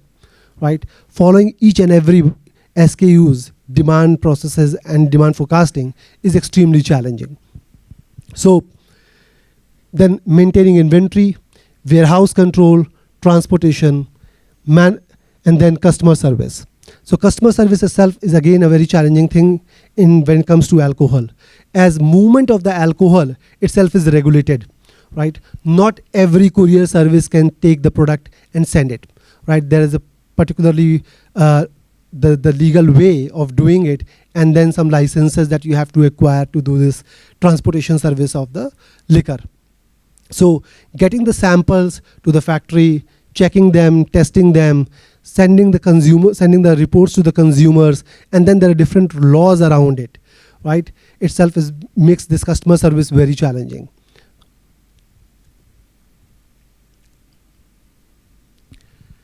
Now coming to the key, the supply chain integration and digital transformation that we have done in 5 years, and then how do we see the autonomous supply chain, right? So over the last 5 years, we tried to do our bit in terms of digitization, right from demand planning to supply planning, distribution, production planning, material inventory, as well as the logistics. Coming to the demand planning, right? 5 years back, we took the step to go with SAP IBP, demand planning forecasting process. When again IBP DP itself was very new, but we took a very bold move globally, right, to go ahead with the IBP-DP, demand planning forecasting process. This demand planning forecasting process basically provides a platform where not only you see your inventories, your depot inventories, but also you can integrate with customers also, right? Customers' inventory as well. There are different integration points that you can make so that you can see customers' depletion, real-time customer depletions happening at the SKUs, so that you can get the right real-time visibility of the customer's inventory, as well as you will have the inventory available at your depots, right? This tool uses this as an inventory as an input, and bases the historical data, it creates the demand forecast using the statistical methods. Now we are stepping further to integrate this with some AI tools, right? So that we can sense the demand and the geopolitical scenarios, government policies which are changing, not only for the products, but also for the logistics as well. So all of these things coming together as an AI will become the powerful information for us, right? That will go into the demand directly to sense what kind of changes may happen. Now, I don't know how many of you know that every year our product are required to be registered in a state every year. So this is a financial cycle. 1st April, you will not able to sell the product if it is not registered in this cycle with the same state and same brand, no changes in the label, no changes in the product, nothing, but this product is required to be registered with excise every year. And this takes around 45 to 60 days as per the government discretions, as excise has own discretion to register it. And it's a very lengthy, tedious process. Every state has different excise norms with different set of documents, right? It takes a lot of time. These kind of government interventions makes this demand more volatile, more challenging to predict, because you don't know how long will it take to brand to be registered, right? And when it's registered, when they will allow you to get the orders, because every order comes from the permission of the government, right? Every distributor apply the order to the government, to the excise. It has to be approved from the excise. The duties have to be paid upfront to the excise to get the orders to the gets the orders by the distributors and sent to us. So these challenging environment, right, create the demand volatility and demand forecasting process very tedious and very complex, right? So internally with IBP-DP implementation, we learned few lessons, and we learned that not every product has a similar kind of demand, similar kind of depletion. Right, we need to categorize the product into some categories. So we learned it, and what we did is called ABC analysis, right, which is called Pareto. We kind of segmented these products into ABC, and basis their depletions, basis their contribution to the business, we kind of started having the demand clinics. And demand clinics discussions earlier used to be Excel-based, manual-based. Now it is mostly system-based, because IBP-DP itself gives the dashboard where you can see the demand forecast history as well as the demand forecast as a glimpse that what is the demand forecast for each state, each brand, right? And what is the growth being projected versus the last year, versus last month, what are the key changes happening and why these are happening. Because AI tool with coming, we are getting the sense that what exactly is changed, okay, what scenario is being changed in the market, which is actually impacting my forecast, or it is supporting, or is becoming an impediment for the forecast. So these kind of inputs come in the demand clinics with the commercial teams, with FP&A teams, commercial excellence team, and SNOP team. They come in the demand clinics with all the reasons. They discuss brand, SKU at all level. That becomes very easy now with this demand forecasting tool. Now this demand forecast, when it's done, become a consensus forecast, it gets released to the SNP, supply network planning. Again, IBP, we implemented the supply network planning as having multiple factories. We need to decide from which factory we need to supply the product, right? So in order to do the optimization so that we can have the most cost effective delivery, this is called cost to serve or total delivery cost, right? We have designed this tool giving all the inputs. What is the landing cost of the raw material to each factory? If we produce this product here, what is the product conversion cost? What is the inventory holding cost? What is the transportation cost, right? Which truck model is to be used for the most optimum logistics cost? Basis that system suggests which factory is to be used and doing the capacity planning internally. Because if that factory is close to that proximity, it is going to check the inventories available plus the capacity of each factory line wise, right? Because not every product can be configured to each line. So line wise is going to check the capacity, the feasibility of that product to be supplied from that plant, and basis that the allocation of the demand will happen to the respective units in a most effective way, and it will give me that what will be your probable cost, total delivery cost, versus actual will get to know once we deliver the product, right? Once we get the bill from the logistics, once we get the bill from the third party, that this is what they produce and this is what the variation between the actual and the probable cost or the estimated cost suggested by the system. So this is the supply network planning. Now once the demand is allocated to the respective sources, now this demand will go into the called distribution planning. Now distribution planning considers all the warehouses, the stock which is available with us in factory and different warehouses. Taking that into account, distribution requirement planning will generate that how much is to be distributed from which distribution center, basis the inventory available, and what is the replenishment plan from which factory to which warehouse. Now this distribution plan becomes an input for the production planning process. That is again an automated process, right? Considering again the factory inventory and the safety stock we want to maintain, right? Minimum order quantity or minimum production quantity to optimize our changeovers to make them the optimum production cost. Production planning process will decide that how much is to be produced, again considering the capacity which was decided during the demand planning. Then comes to the material inventory planning. MRP is generally what we run in SAP. This is a usual process. And then logistics planning. Earlier again, if I look 5 years back, it was completely manual process doing the logistics planning for all our warehousing for primary or secondary. As when we talk about warehouse, it is not only about our warehouses, but the government warehouses as well. As if I talk about, just to give an example, Telangana has around 20 warehouses, but these are not our warehouses. This is government regulated warehouses. We supply the inventory in the government warehouses because this product, alcohol, in Telangana is being controlled by government, right? So we deliver our product from our factories to these warehouses and then doing the inter-depot transfers, one depot to another depot as per the demand sensing or the commercial intelligence. They make the transfer from one depot to another depot. So from primary perspective and secondary perspective, it was all manual process. Now we automated it in 2023. Again, this was kind of a big move for us because we started with one factory, then two factory, and then we implemented it for Pan India, for all warehouses, not only for us, but for the government warehouses as well, which are integrated with our system using the government portals, right? So we have real-time visibility of the inventory which is available in the government warehouses. When the orders are coming from the retailers in those government warehouses, what depletions are happening, we have the visibility in our system, right? So that we can have the replenishment plan for those warehouses, right, from our factory or from one depot to another depot, kind of inventory balancing. So we implemented 6 different modules of transport management system.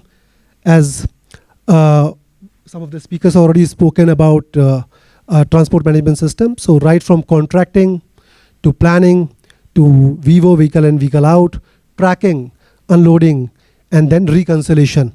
So all of these modules were implemented, and with these automations, we kind of made the saving of at least, or I would say reduced the transportation cost, which we calculate in per case, right? Because we have a unit of measurement case. So per case, the cost has been reduced in 3 years around 35%. So it really helped in terms of pinpointing the areas of improvement, right?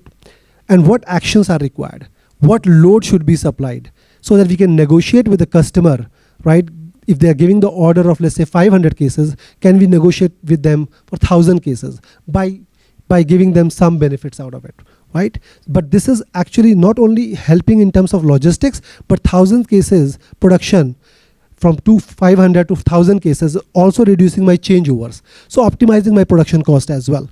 So these kind of insights we got from the implementation of TMS, Transportation Management System. Now load optimization, right? Which all loads can be clubbed together for the same route. Again, one of the most challenging part of having the regulatory here in this business is the certain routes that we have to follow. Every truck has to follow a route which is decided by the government. It has to go through that route. If we deviate that route, it will be caught somewhere at the border, and it will be, because certain documents are required to be signed by the officers, excise officers in the route, or the RTO officers in the route. If those are not being signed, it will be halt at the border, and the truck will be detained there for a number of years, and we don't know how it's going to be discharged. So the truck has to follow certain route. So when it comes to route optimization is not possible for us, because this is government decided, state government decided. But yes, load can be optimized by, if the two states orders are there, or two different customers having the same state, can it be clubbed together? Can we plan the orders of two customers in such a way so that it can be clubbed together to optimize the cost? So these kind of insights or the areas of improvements we got from transport management system. Now, when we talk about autonomous supply chain is just not about the integration, data integration or creating the data, but empowering our system to take the decisions, right, on our behalf. Certain things which are repetitive in nature, right? With the data analytics itself, certain things can be assigned to the tool or to the systems itself to take the decisions. Can we give that power to our systems? Do we have that confidence in our system that those systems will take that intelligent decisions that currently humans are taking? Can we give that power to our systems? I would say as of now, we are heading towards that gradually. With AI coming, this analytics is becoming more strong, right? As I said, we have taken a step for demand planning. Maybe going forward, we don't need to do the demand clinics, right? When we are spending a lot of number of hours, spending time with marketing, with the commercial team, maybe with AI coming and then autonomous supply chain, we will give this power to our IBPDP system or AI tools itself to generate the forecast, and we will be completely relying on that forecast, right? Or if certain replenishments are required to happen at the customer's end, right? Those replenishments are happening and nobody's reviewing it, right? So giving that power to the system, trusting that system, giving them having the confidence in the system, right, to build the autonomous supply chain, I think it will take some time. But yes, we are in the right direction, I feel, and we are heading towards it. With this, I would like to conclude my words. Thank you very much. Presentation. And are we ready for the next session? Okay. Yeah, we can start. Okay. I guess everybody had a good tea. Now let's get to the second part of the session. Everybody loves to be facilitated. Everybody likes rewards and awards. The second session will comprise of facilitation of India's industry best practices for AI adoption, followed by 3 panel informative and intriguing panel discussion. Now to begin with, true transformation begins with visionary organizations that embrace innovation long before it becomes the industry standards.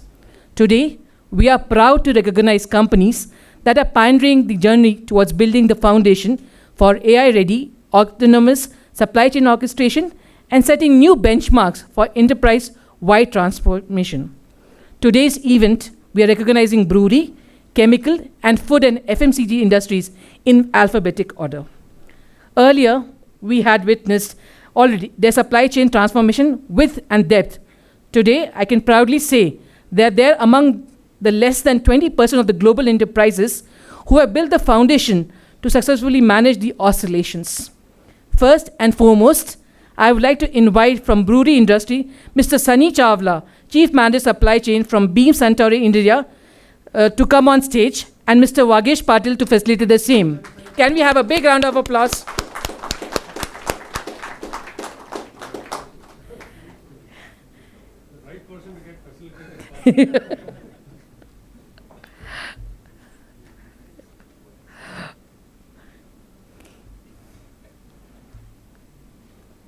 A big round of applause for Mr. Sunny Chawla, represent. Thank you, sir. Next, I would like to invite from chemical industry, Mr. Mukesh Yadav, Chief Manager Supply Chain, and Mr. Gaurav Singh of Deepak Phenolics Limited to come on stage. Okay.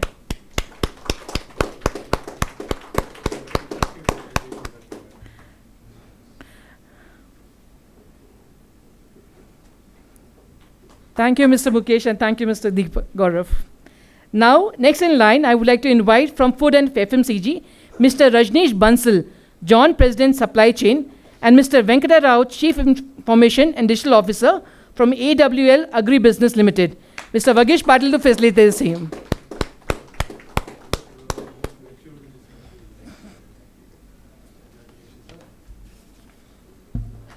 Can we have a big round of applause for all the winners?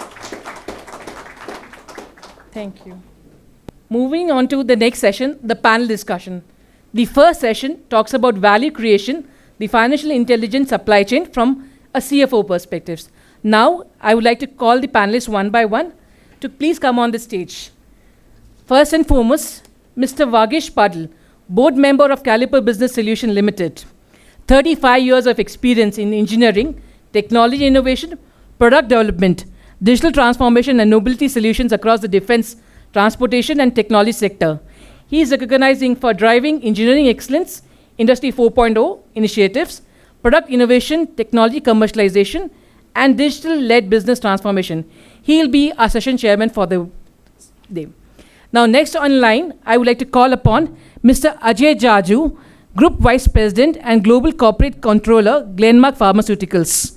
With 25 years of experience in corporate finance, financial strategy, controllership, governance, risk management, and business transformation across the pharmaceuticals, chemicals, metals, and mining sector, he is recognized for driving financial excellence, enterprise governance, strategic planning, business performance, and sustainable value creation.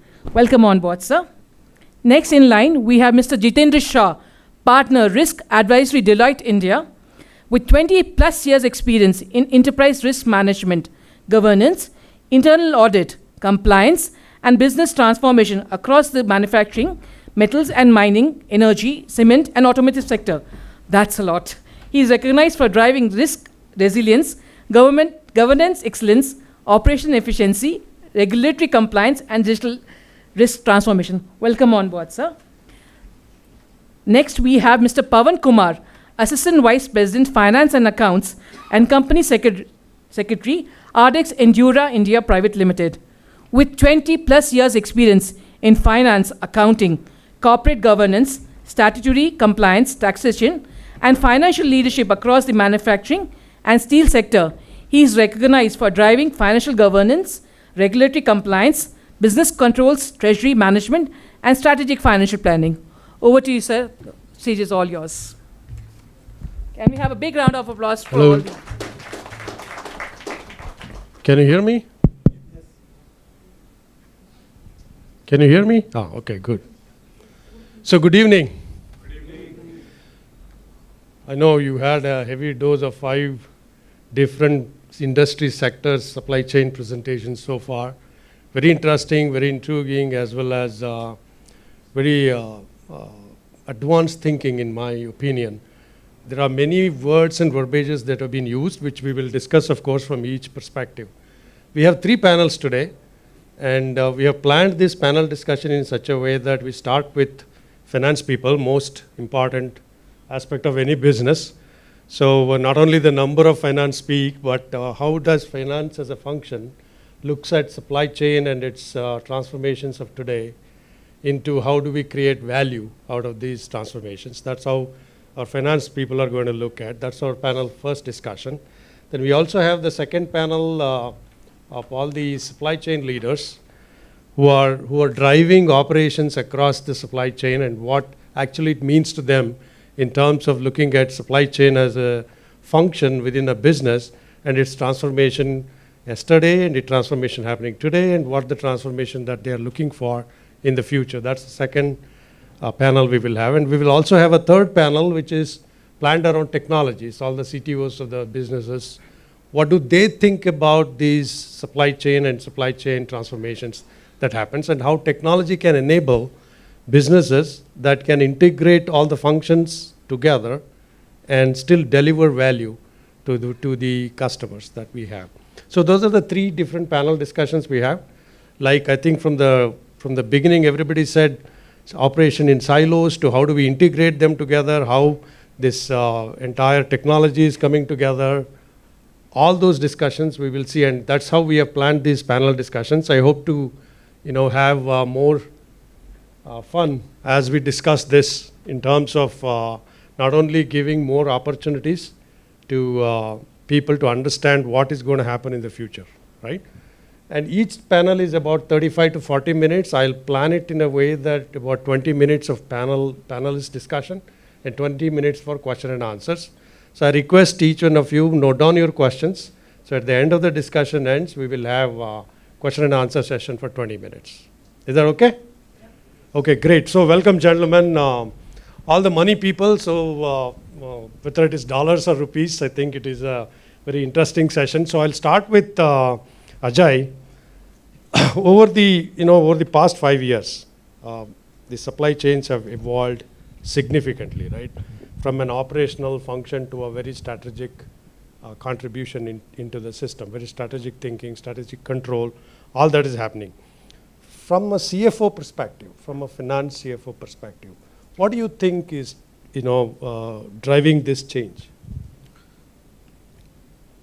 Key reason for these changes are stakeholder expectations. The more the stakeholder is expecting consistent return, peer benchmarking and value creations, board is also driving the same kind of agenda, and the revenue forecast and your consistency in delivering is definitely one thing where supply chain has to optimize themselves in terms of time to serve and how you are capturing customers' heart in right time. So that is the key change, I would say, in terms of how the things, and now the technology is also becoming relatively available with the kind of like knowledge and good thought leaders are available. That is also something is a key leader, because 10 years down the line, whatever we are talking today, this was not available earlier.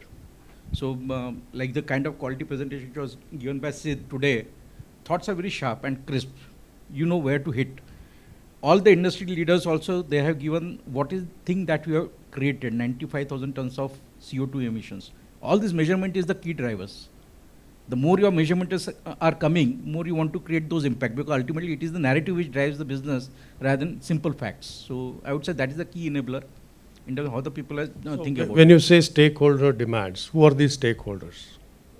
First and foremost, community. They want clean weather, clean environment.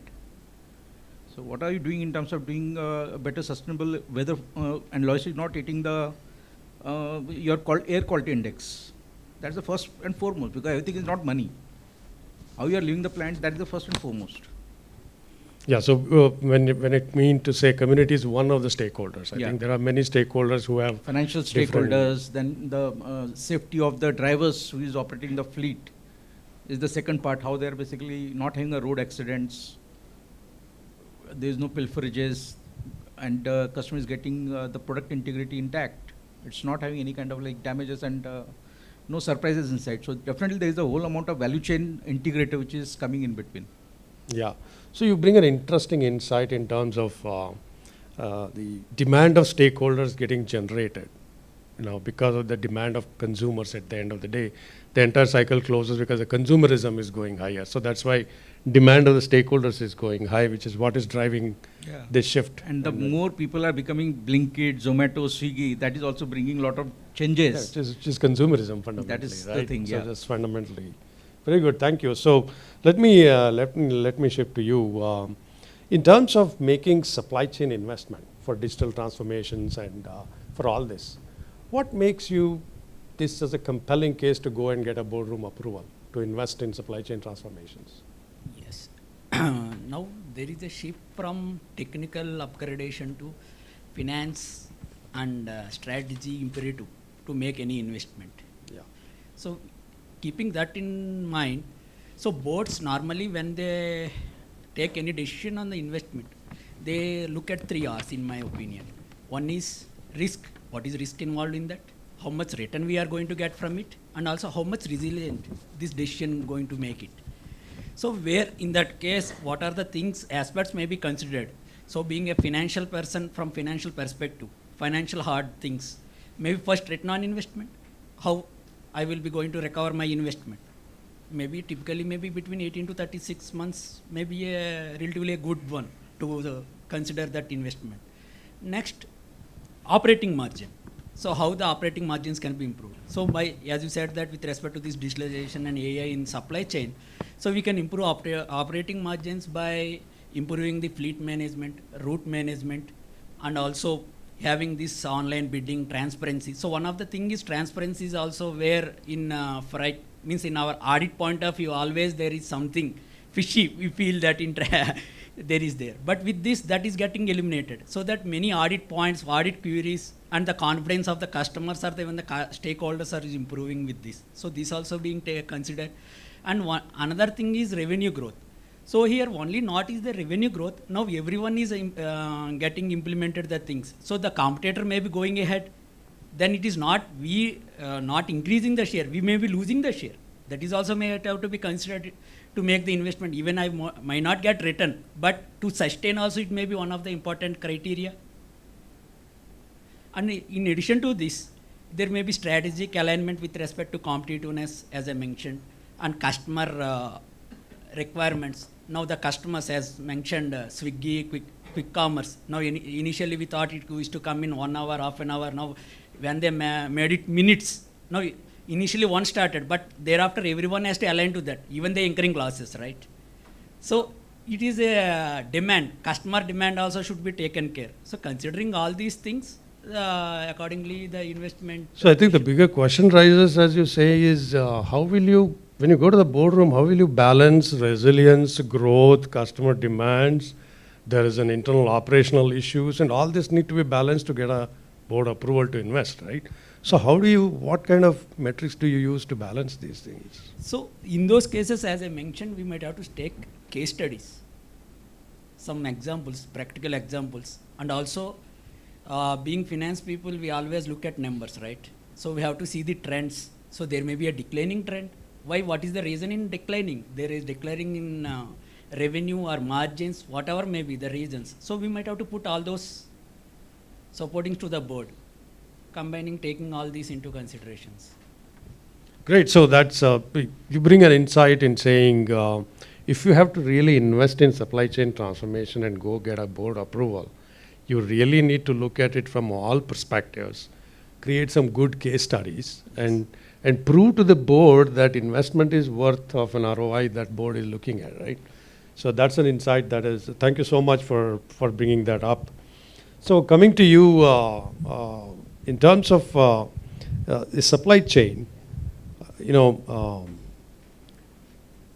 we historically, in my experience of 35 years in the industry, historically supply chains have been always driven. How do you save cost? End of the day. Cost savings, right? So I have done perhaps some of the largest cost out projects in working in industry. That single most target is you get a target to the cost, target cost to the product. You go back to the board and redesign, re-evaluate, to work on supply chain and bring down the cost. And so my biggest fight always used to be on the cost savings with the supply chain guys. So what do you think, what kind of financial metrics that need to be used in order to, a business leader has to focus on supply chain cost savings? I think very valid said, and if I heard from all the industry leaders, I think the first and foremost question being asked saying, what is the cost saving by doing all this technology implementation, right? Whether it's at the board level, whether it's an MD, CEO level, I think the first and foremost saying, what is my ROI on this particular investment? Having said that, I think it's a part of the journey, right? Cost saving cannot be the only decision maker for any technology implementation.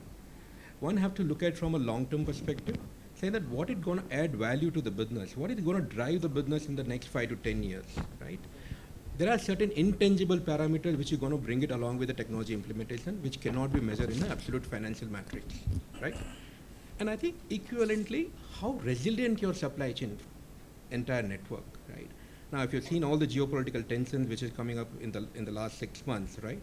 which has actually disrupted the entire supply chain. And there are a few organizations still able to kind of walk through or pass through this kind of difficult times, right? And that's where I think the company is really looking at it. Cost saving is only one of the element, from a technology implementation perspective. But the other parameters in terms of it, how resilient your supply chain network, how are you offering back to the community, as rightly mentioned by one of our industry leaders, saying that what are we contributing back to the society? How are you contributing to the society by way of reducing the CO2? How I'm contributing to the getting larger jobs, right? And how I'm implementing the AI to the benefit of the larger sections of the society. So both, I think the financial as well as the non-financial metrics are being used. Yeah, when you say value creation, what kind of value creation happens in terms of in the metrics that you want to go and show that these are the metrics that we use, which has got value creation in it, which has got contribution to the society, which has got your ROI, which has got all this, right? So what kind of value creation? Give me examples of value creations from a CFO perspective. Okay, I think if I take it, purely look at from the finance lens perspective, right? What is that multiples which I'm going to earn out of it, right? At the end of the day, my bottom line multiply my in terms of the multiplier factor, that's going to be add to the shareholders' value. So if you really look at from an overall perspective, I think that is one of the important parameters from a value addition creation perspective. What is the wealth I'll create for my equity shareholders, right? And then you go back and say, okay, that is what I bring it to the society, this is what I bring it to my stakeholders like investors, bankers and other things. But I think the bottom line is that what value at the end of the day I'll create from an EV perspective. Yeah, so you bring a very good perspective in terms of both from a value creation as well as managing a metrics that make sense to the community, to every stakeholders that is worried about supply chain and its optimization, right? So thank you. That's a real good insight. Coming back to you, Ajay, in terms of, a lot of CFOs that I go through discussion is very worried about working capital. So how do you use supply chain transformation to unlock the cash while still you do customer service as expected? How do you do that? So very interesting question actually, because working capital is something which really bloats the overall your capital which has been deployed. Key factor which we were able to engage earlier was with the quality of your fleet network which you are able to pull in. At least there are, normally you try to keep safety stocks, whether inbound or outbound at customer side. More predictable your network becomes, time to serve become predictable, at least 20-30% efficiency is there only in terms of your working capital time that gets corrected. And then there is always, you keep some safety margin in some other form, some danger stock related lead time that you want to keep in. With the kind of like GPS enabler which is created, you always know when you are going to get the refill available. And then you optimize on as much as possible to see that your average time comes down. You outliers, all the bad factors, you try to originate as much as possible. It becomes really predictable where you can cut that down, where you can basically see that I need to keep more margin of safety, where I can basically play with the safety. And we have seen basically, like I'll use the specific factor in terms of our raw material and FG, we had like a days of around like 30 to 33 days. And there has been time when we were like, if there is no war and everything is at peace and no kind of congestion in the network and those things, we are able to bring it down to at least 23, 24 days. Now this 8 days, which is almost like in terms of working capital, is almost like 140, 150 crore for us. Now that 140, 150 crore, you are able to bring it down. That is almost on your capital deployed 7 to 8% improvement, substantial. So that visibility you are able to have really with you in terms of where you can cut that down. Yeah, I mean, if you look at it from a working capital perspective, from a CFO perspective, there's a pressure on inventory, there is a pressure on FG sitting on the yard, there's a pressure on operational expenses going high, and all this will come into a play, right? But you still have to unlock the cash to manage the working capital. But this is on the other side where you are reducing. The other side in terms of competitive lever, where you are having your competition as an import, and then you are able to place your inventory with the customer with full visibility that I am having a VMI, I am going to manage your inventory. You have been able to control the share, you are able to compete with the imports. That's the other side. You invest with your customer, but make sure you are getting your share. But how do you solve the catch-22 cycle? I'm sure every one of you would have gone through this. There is a credit cycle with customer. There is also a working capital pressure, right? So how do you balance these two in terms of in running a Work with the business? customer. Ultimately, long-term value of the customer is much better than the small metrics, I would say. You go to customer and say you pay it right now, other I'm going to. Ultimately, customer pays for it. Yeah, great. So that's good. That's a very important aspect in terms of running a business. I'm sure most of you are running businesses, understand the pressure that working capital brings every time you go through the cycle. And most hurting is the credit cycle that we have in every businesses, right? So now I come to a very interesting question. I need a quick answer from all three of you on this, because the artificial intelligence, the way technologists look at it is different, the way operational people look at it is different, the way supply chain leaders is looking at it is different. I want to understand how the CFOs look at it as different. In terms of what do you think AI is right now transforming, it is whether you like it or not, it is on your table. So what do you think AI will do from a financial perspective in the supply chain transformation? Artificial intelligence, in my view, will only help us think even better, because you are competing with yourself only. Artificial AI is listening from you, learning from you, and getting intelligent. And you have to outbid yourself over a time. So what do you think? So I think it will be an enabler, but it can't replace the decision makings. As mentioned, it is only getting trained by us. But what I am feeling, if it get trained by that, my decisions may not be correct if it has been given to their company. No, I think I'm more specific about how do you use AI's ability in the finance world, in the financial management. So world. that's the It's a more thing. specific. Then I will tell from financial perspective. So with respect to, because this is relating to logistics and this thing, I see that with the implementation of AI, what I am expecting, I will say that. One is with respect to balance sheet, the inventory capital should be reduced. Because with optimization of stocks, now I might be having 30 locations, having stocks physically monitored, so there will maybe dead stocks, all those things. I am expecting AI to manage it, to reduce at least 25-30% by having clear visibility. My dead stock should be reduced. What is really required, even my production planning, everything should be synchronized. Now nothing should be in silos, everything should be synchronized. Once I got an order, everyone should be alert. If the raw material is not available, then the procurement team should be alerted, and then the production, then when the dispatch happens, the customer also should have a visibility, right? So these things, that's what with respect to balance sheet. And with I'll tell you where the finance people have an advantage, because everybody knows AI models, if you give garbage as data, Yes. it'll throw you garbage as output, right? Everybody knows that. Now, the most accurate data that exists today is finance people, because they balance the sheet, they manage their money, everything. So your data is a lot more clean and connected, like our keynote speaker was saying, it's more clean and connected in your perspective. So AI has a much better leverage from a financial perspective, where the data is very clean. I think Ajay has a... So I'd like to add more specific now, because earlier I was a bit generic relatively. So we have deployed Claude Agentic AI. We also worked on Gemini AI model to create more constraint, which otherwise you will not be able to identify in the real life numbers. Yes. The more you are able to work with those constraints, more you are able to solve, integrate, collaborate, your communication becomes sharper. Yeah. So whether it is your internal partner, external partner, whoso is there, once the communication is clear, your solution will be better. Yeah. So that is where the AI will help. Yeah. In a lot of Great. So what do you think? I think just to add what Ajay and Pawan mentioned, I think they touched upon the right aspects of the overall, in terms of the number from a balance sheet perspective, from a working capital perspective. I think, the AI will, obviously will be a lot of transparency and the agility, and obviously the benefit of that, finance would definitely see. What is it bringing it to me, right? At the end of the day, as a CFO, I would like to see that what is it translate into ROCI? How much of the return on capital employed because of this, the AI in the system? No, but the biggest question that the world is trying to answer today is what is the ROI on AI? I mean, you spend a lot of money implementing AI in your systems, but I haven't seen many businesses are able to answer the question of ROI. So what do you think in terms of? Yeah, I think it's still at a nascent stage, right, in terms of to compute the ROI actually on the AI perspective, right? But today, if you really look at it from a finance perspective, there has to be some ROI. Any investment you make in any company, right, at the end of the day, it has to give me some kind of ROI before I take a decision to whether yes or no, right? It will take some time.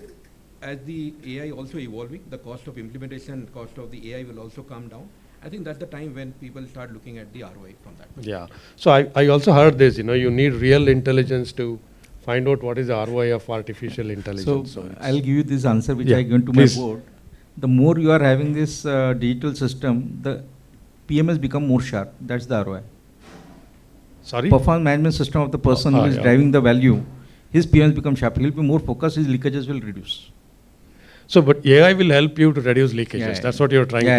You're trying All to. your tolerance will become So your you're- normal yeah. curve, your flat points, your Yeah. Sharpe ratio, everything will go down. Yeah, correct. Sigma score will come down. Yeah. Great. So I have a couple of more very simple questions. Then we will open it for question and answers for everyone.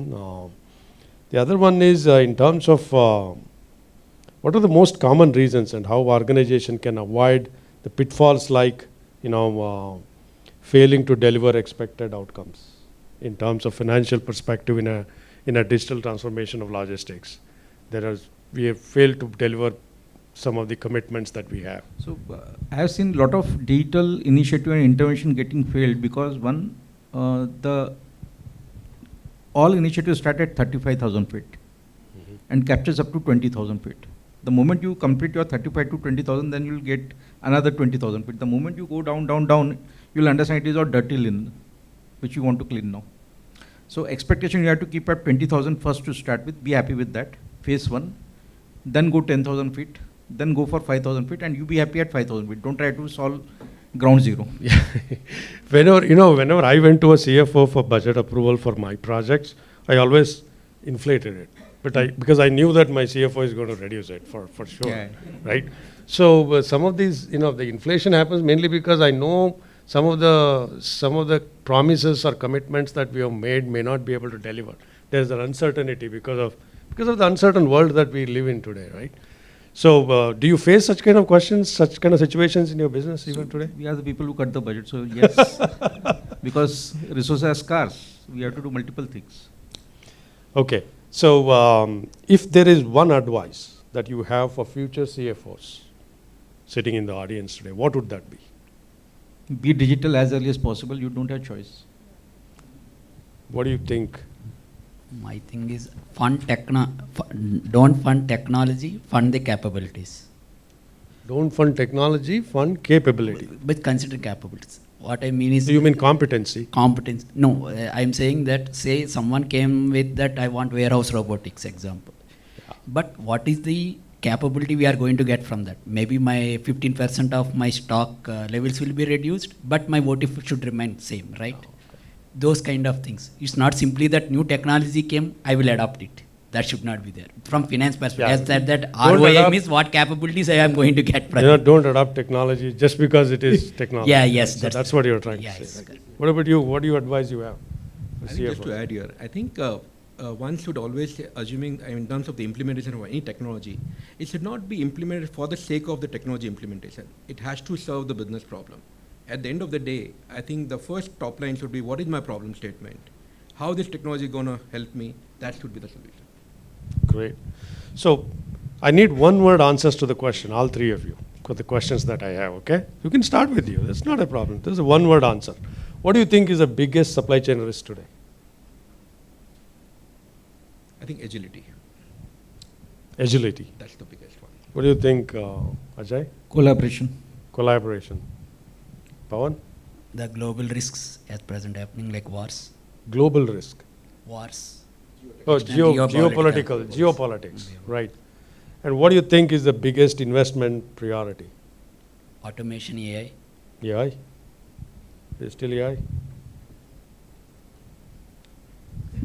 I'll get some more time. I think it's a tricky question, right? I think, but there is no second thought that a company has to embark on the journey of AI. Right? One word, sooner is better. Sooner is better on AI. One word, if I had to, one word is very difficult actually. Yeah, very difficult also is two words. So good. Autonomous orchestration is something which is a dream. Start with orchestration, autonomous will reach somewhere. Great. Yeah. So one KPI that every CEO should monitor. On the supply chain side? One word, supply chain. Percentage to sales, cost of delivery. Cost of delivery. What about you? Cash to cash cycle.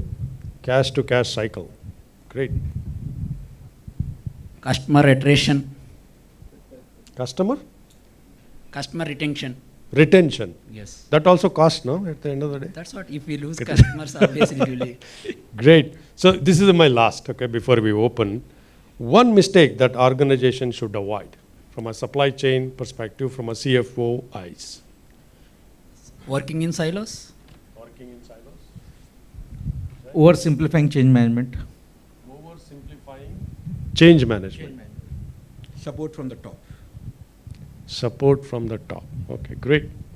Good, thank you so much. That was really interesting. So I know I've taken 5 minutes more, so we have 15 minutes for question and answers. Please feel free. The panel people are experts in their area, so they are ready to answer any of your questions. Go ahead. Hey, can somebody give mic? I think I'm loud enough. Yeah, perfect. Yeah. So firstly, thank you very much. I'd written a lot of questions, but I think some of those were addressed in some sense, so I won't take a lot of time. You spoke about 50,000 feet, 35,000 feet, but I'm bringing a different angle to it. In my experience, with a few organizations, at the top, although I'm also a part of it sometimes, people talk at the 50,000 feet level or 500,000 feet level, don't have the patience for details, don't have the patience for delivery of certain things. I don't believe calculating an ROI is that easy because you're basically doing fundamentally something different. And we are talking about end-to-end connection, global optimization versus local optima. It is next to impossible to take a single factor and associate an ROI with it, right? You're doing 20 things, and 20 things lead to an outcome. It's going to be next to impossible to say these two things, this particular AI thing or something else is going to give you an ROI. Given this, where is the role of, everyone wants big projects, no one wants to sweat the small stuff, but the small stuff over a period of 5 years gives you the base to build on, right? So in my company, we keep talking about big projects. Any project, if it has to get an approval, needs to be strategic. Can you stay with the right. question? So strategic, big ticket, no one wants to sweat the small stuff, so you don't make a start. How do you address that?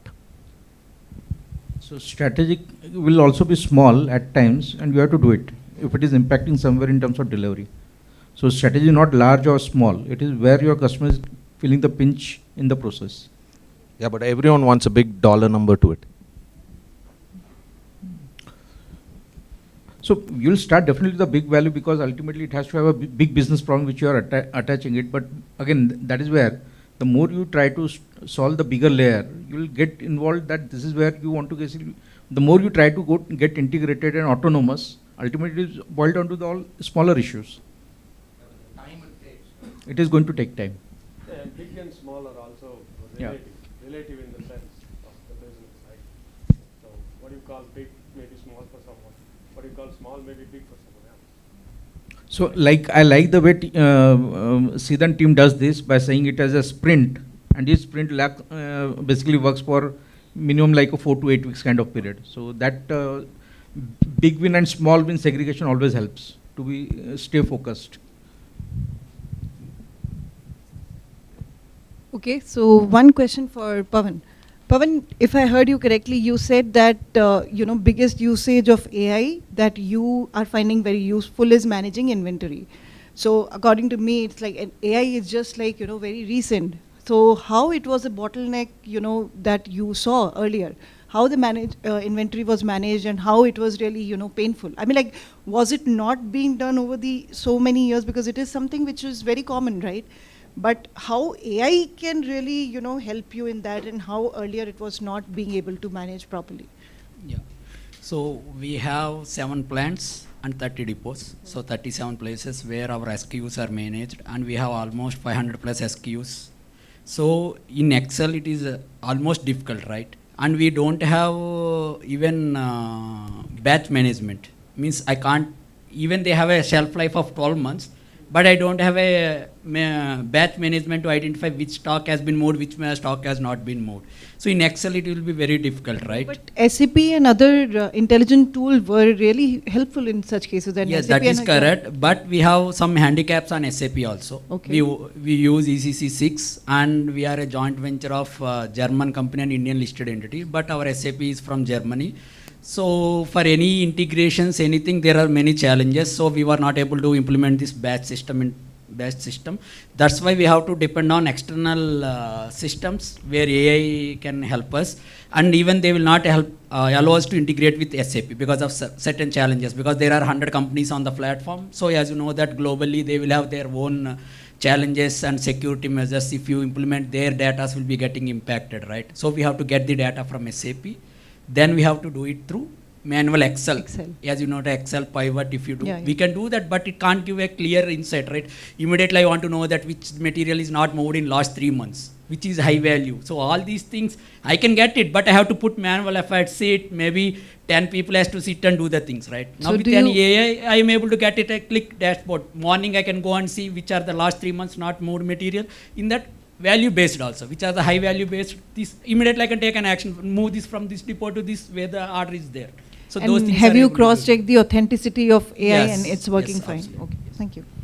No, I think it's also important that to understand there is a lot of difference between making a process automatic versus what AI can deliver.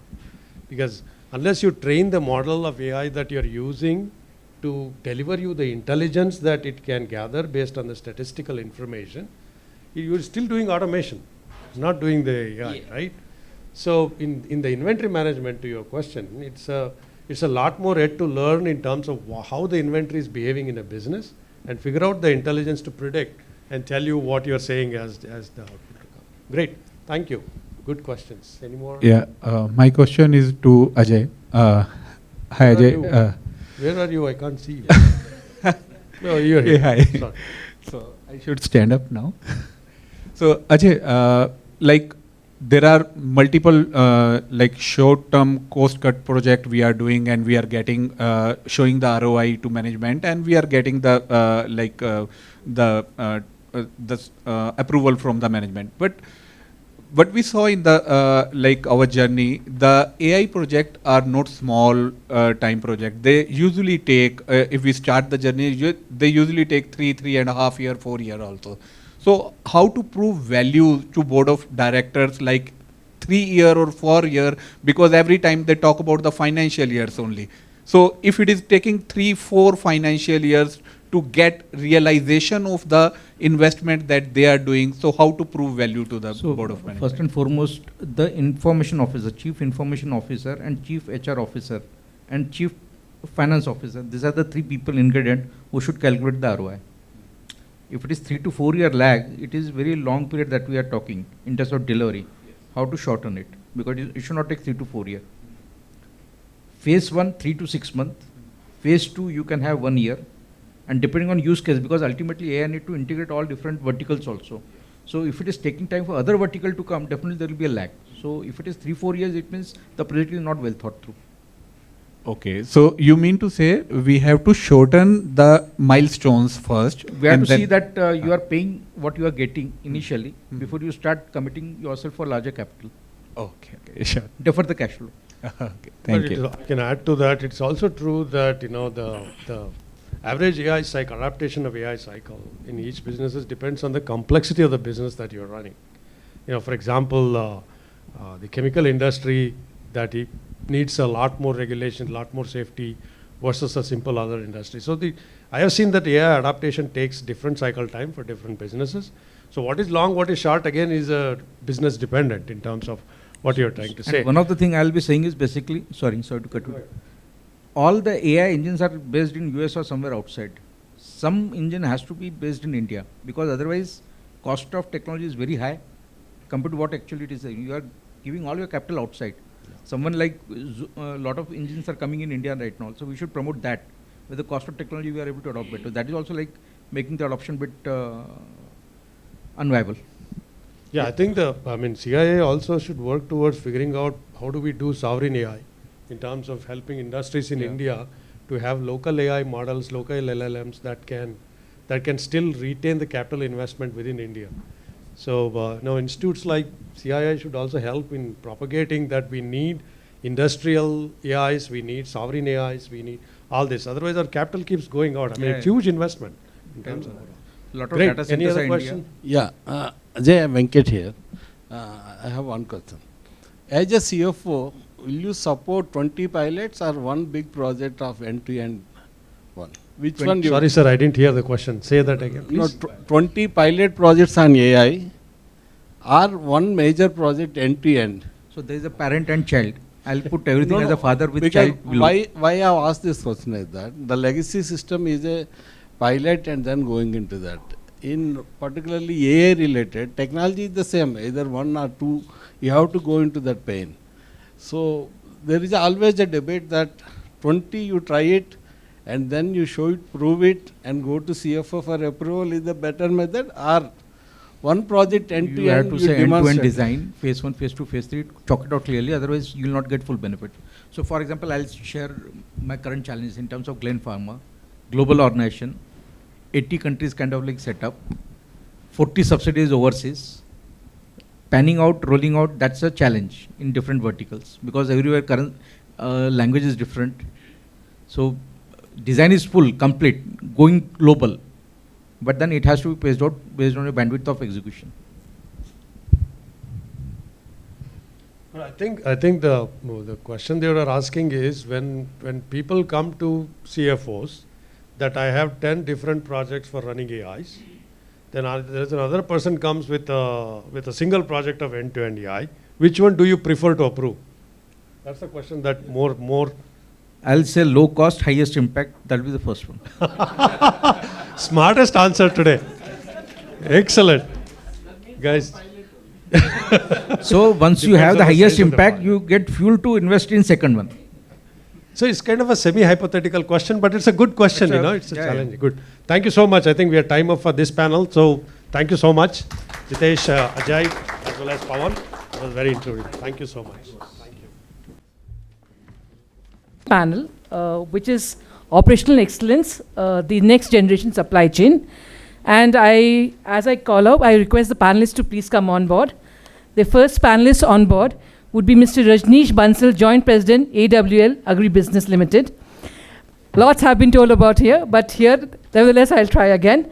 30 plus years of experience in supply chain management, procurement, business strategy, production planning, and inventory management across agribusiness, logistics, infrastructure, and aerospace sector.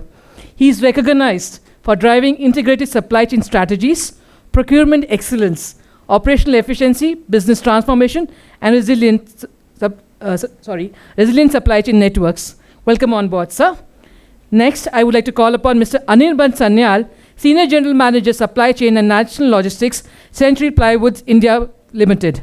With 25 years of experience in supply chain management, logistics, warehouse, distribution and network optimization across FMCG, retail, consumer durables, and building material sector. He is recognized for driving end-to-end supply chain transformation, logistics excellence, distribution optimization, inventory management, operational efficiency. Welcome on board, sir. Now I would like to call upon Mr. Bhushan Rao, Head Supply Chain, Alocon. Can we have a big round of applause for him? With 18 years of experience in supply chain management, sales and operation planning, demand planning, inventory optimization, and supply chain transformation across the healthcare, pharmaceuticals, and retail sectors. He is recognized for driving integrated planning, supply chain resilience, operational excellence, customer service, and data-driven decision-making. Last but not the least, the best for the thing, Mr. Sunny Chawla, Senior Manager, Supply Chain and Logistics, Suntory Global Spirits, with 18 years of experience in supply chain management, logistics, production planning, and manufacturing operations across beverages, consumer electronics, and automotive sector. He is recognized for driving planning excellence, logistics optimization, inventory management, production efficiency, and cross-functional supply chain collaboration. Over to the wonderful panelists. Over to you, sir. Thank you. Well, finance people, now we will hear it from operational difficulties of supply chain today. So I'll start with you, Sunny, because it's always good to start with spirit. Good to start with. So what do you think has been a biggest shift in the way we manage supply chain from past to today? Right. So as I explained earlier as well, like 4 or 5 years back, if I see that everything was being managed in silos by procurement department is taking the sourcing, procuring the material, production planner is just managing the production planning, logistics is taking care of logistics, and manufacturing is taking care of just manufacturing processes.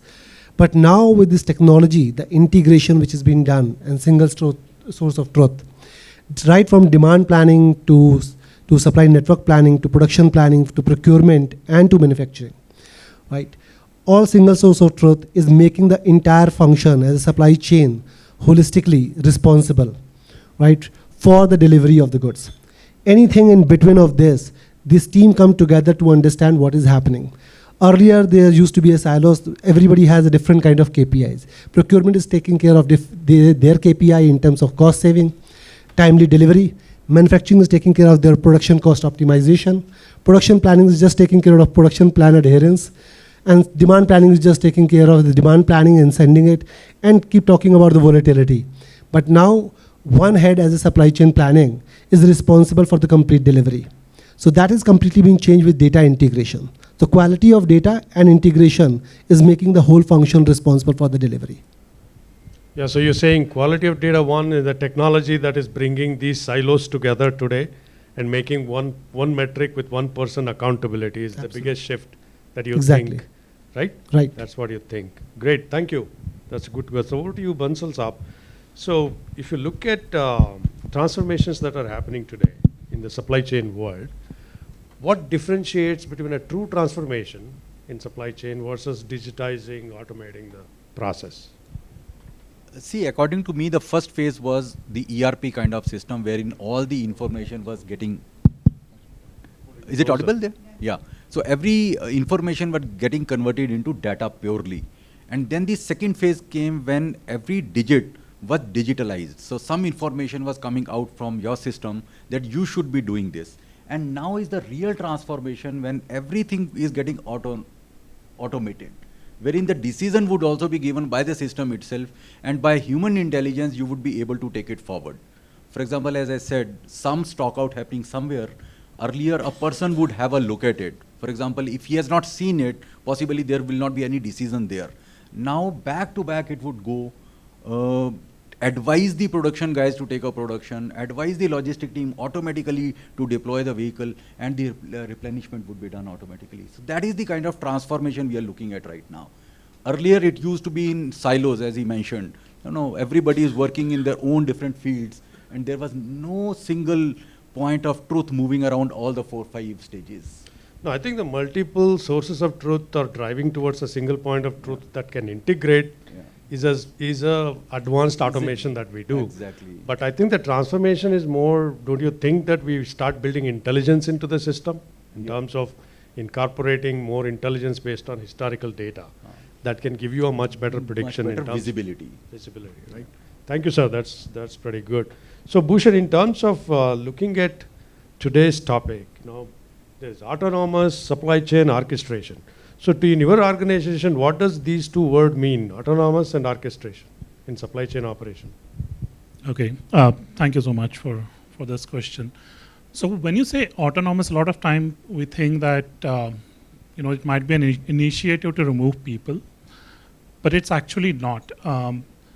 Autonomous, I believe, is something that you remove the unnecessary human intervention from the end-to-end supply chain processes.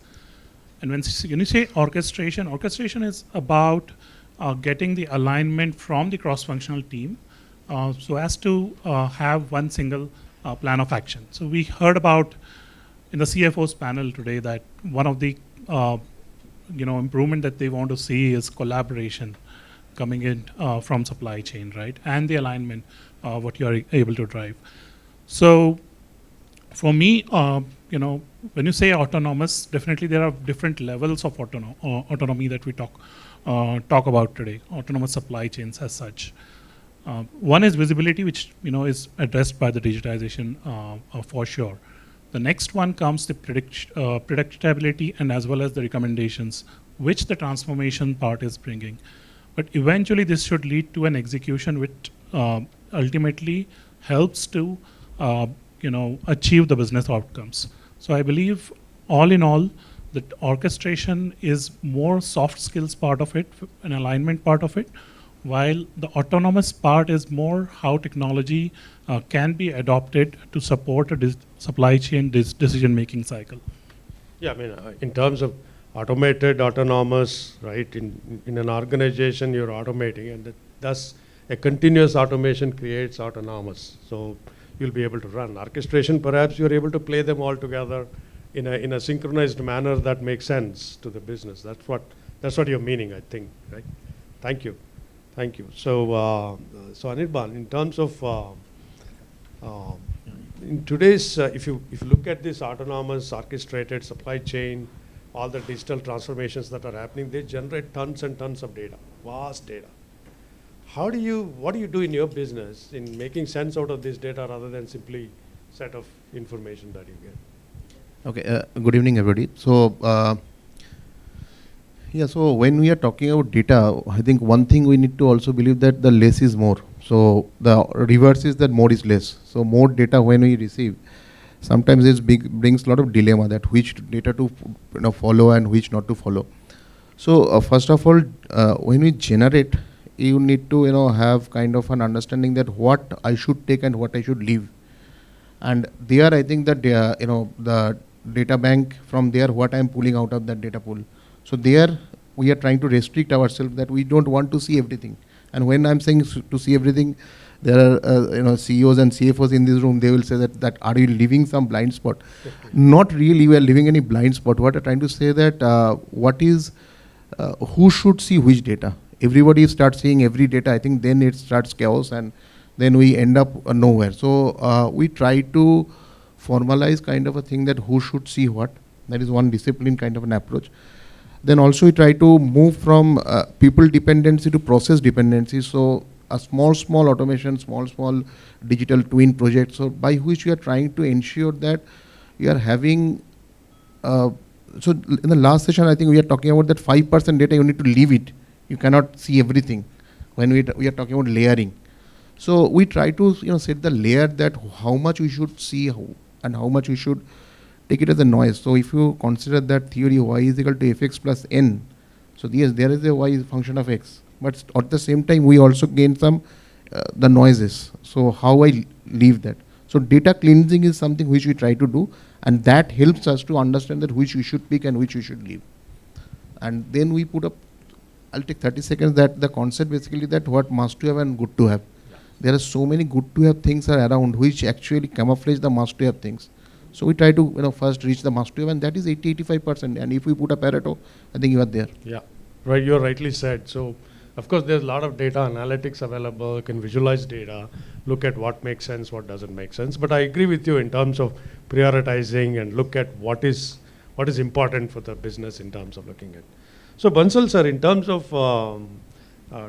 if you look at supply chain transformations that are going on, more than transformation, I think it's a disruption right now that is going on right now, right? In the supply chain world. And different businesses in the world, or even if you take our own country, different businesses in our country are at different stages of transformation or disruption. So in this kind of a scenario, what kind of strategy that you do in order to build resilience and agility in the business as a supply chain leader? See, I think supply chain can never be a static function in itself. It evolves over a period of time. And we have recently seen the Indian FMCG market wherein, with the advent of all these blinkets of the world, when you have to deliver within 15 minutes, the kind of supply chain you would have to create is very different from what we had, say, 10 years back. It was a very laid back approach. You have inventory in the system, people would buy it. But now, because things are changing so pretty fast, in our system, we have actually created 10 depots across the country to serve them within 3 hours or 4 hours. So that is the kind of change we are seeing in the sector. Yeah, see, every disruption brings changes and change brings anxiety. You have to fight that with enthusiasm fundamentally. So you're trying to figure out what. So whether you are anxious about it or you are getting challenged by it, that is your take. Yeah. So I think it is very important to look at what kind of strategies each business has come out with in order to play this orchestra in a sensible way in our, to build resilience and agility, right? Absolutely. Right. So back to spirits. So in terms of automation or autonomous orchestrated supply chain, what decisions do you think should be fully automated, and what decisions you think should be left to still human intervention? Right. So, few things, as I mentioned, that few things are repetitive in nature, right? Like order management. Let's talk about the orders which we receive from the customer, and someone is just receiving the order and looking at the parameters of the order and deciding when to dispatch, what to dispatch, and how to dispatch. These things are something that can be automated. It can be automated through AI or through different tools that can be developed within the system. We have done this. We are receiving the orders, and based on the orders that we receive, automatically a ticket gets generated to a plant, right? Basis that if the product is already ready, they will get the shipment ticket, or otherwise it go as a production planning process. So this is something can be so you're automated. Sorry, I stopped you. Repetitive things can be automated. Can be automated. So you give me examples of what you don't automate, Right. and still leave it for. Right, exactly. Like when it comes to decision making, when it comes to negotiation with a supplier, can you automate it? There is a human intervention is required. You need to understand the strategy behind it. This cannot be automated. The directly system can tell you that how much you are procuring and how much you are going to procure, what is the cost competition is having, and you can directly have that cost. So those kind of insights cannot be just automated. This is something where the human intervention, human intelligence, and the relationship management will help. So when it comes to forming a strategy, it is the leader's job, human interventions, and the leader's intelligence, market intelligence, which can be supported by the data. But ultimately, decision making will happen through the human interventions. Rightly said. Thank you so much. So my, of course, panel last question, I will have the rapid round as well. So Bhushan, in terms of if you want to start, let's say you start your digital transformation journey for supply chain today, what would you do differently? Okay, so one thing which I would do differently is before directly say jumping onto the digital transformation, I'll make sure there are some prerequisites that are in place. One thing is the data governance in that. Second is decision governance. Third is organizational capability. Because if you don't have all these, you'll actually not be able to harness a lot of benefits that the digital transformation or AI transformation can offer.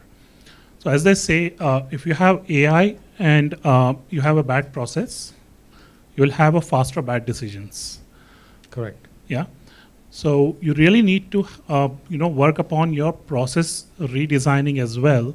Really need to redesign those processes which are taking decisions and align with what a future state is going to look like when a transformation like AI comes through. Because if not, then when it actually comes through, you will not be actually ready to adopt it, and secondly, taking a full advantage of it. So that is first thing that comes to my mind, as far as the prerequisites are concerned. Say capability building, it's a very generic term, because capability building, you really, as all the organizations are doing, they are really, investing a lot upon building the capabilities of the supply chain professionals or all the employees in general, to onboard them with the AI related skills. Because when that happens, they need to understand, everybody will need to understand how their job will evolve when actually a new transformation project or digital transformation actually arrives. So I think this is a most important factor, I believe. If I have were to design, I'll really be working on the prerequisites. I will be spending less time on the I believe implementation, technological implementation. There are experts who will take care of it, but I'll be spending more time on the process redesign and capability building. Great. I like the way you said it. If you have real intelligence in the way of artificial intelligence, and then you have a bad process, you will end up with bad decisions quickly, right? So which is very, very rightly said. And I also think that you have to redesign process capability in such a way that process is process builds an ability to leverage AI technology today. So if you have AI, super smart AI technology and does not have the process that leverages the capability, you still don't have the advantage that it brings, you know. Right. Thank you so much. That was great. So I have rapid round. I will have, you need to give me one word answer for the question. I'll start with Bansal Saab. So in terms of one capability that every future ready supply chain must have, what would it be? Agility. What do you think? Open to change. Open to change. Great. What do you think? I think decision intelligence. Decision and intelligence. Resilience. Resilience. So it's again coming back to the same thing, resilience, agility, decision, intelligence and things like that. Great. So one KPI every CEO should pay close attention to. Sorry? One KPI every CEO should pay close attention to. Attention to detail? So the KPI. Attention to the KPI. Which is that KPI that CEO should be losing his sleep? Cost to serve. Cost to serve. What do you think? Actually, it's 2 KPI. End of the day, our life, OTIF and cost to serve. You cannot leave either of them, actually. You wake up and think of cost to serve. Yes, yes. You cannot have anything. What do you think? I think in the new world, it will be OTIF and decision velocity. OTIF and decision velocity. The Because speed at which you make this. Yeah. Okay. Time you take to make a decision. Yeah, because now I think it's less about how accurate you are in your planning. It's more about how accurate is your response to the situation. Correct. And within that time, right? Yeah. So it's the important aspect, you know, decision need to be a vector. It is not a scalar anymore. That's what you're trying to say. Great. What do you think? I would say customer satisfaction level. Customer? Customer satisfaction level. Satisfaction. Okay, great. Good. And what do you think in terms of supply chain challenge for next 5 years? One word. Geopolitical scenarios. Yeah, everybody is worried about Trump and yeah. What do you think? 5-year supply chain challenge. I think it's very difficult to predict, but I'll build upon what Sunny has mentioned. I'll say uncertainties. So we should expect even more than what we have been experiencing in the last 5 years, because the nature of uncertainties that we are seeing, it's kind of not consistent anymore. So yeah. What do you think, sir? So I think it's time as a unit of measurement. So if you allow me 30 seconds, so a point of time the OTIF was like in number of days we used to measure that TAT. Yeah. Now it is minutes, 7 minutes. We are waiting for some day that it will be 7 seconds. Yeah. And someday it is like that someone is going to knock that you are going to order this ice cream after 10 minutes we are serving. So it's the other way around. Yeah. And somebody is telling you that don't eat ice cream because we know you are diabetic. You are diabetic. Great. So what do you think, sir? I would combine all, say VUCA. We have a word for VUCA, so everything is. What is a VUCA? What is the volatility? Oh, okay. VUCA. Oh, yeah. Sorry. Right. So my last one. Okay. One leadership quality that a supply chain leader should have. You can start with Bansal. A leadership trait that a supply chain leader should possess. Patience. People. What is a trait? I'm talking about leadership trait. So see how it's going to happen. So at leadership level, I will not able to know every technology, every means and process to ensure the productivity of my department. But I should know the right people for the right purpose in the right place, so that I can get the productivity through them. So my people management capability still is going to be the winning capability for me. Skill, what you're saying. No, people skills not. It is about the right people at right place. A pilot should be in cockpit, air hostess should be inside the aircraft. That is well understood. The question is, what is a leadership trait that leader should I should know where to put my people at the right place.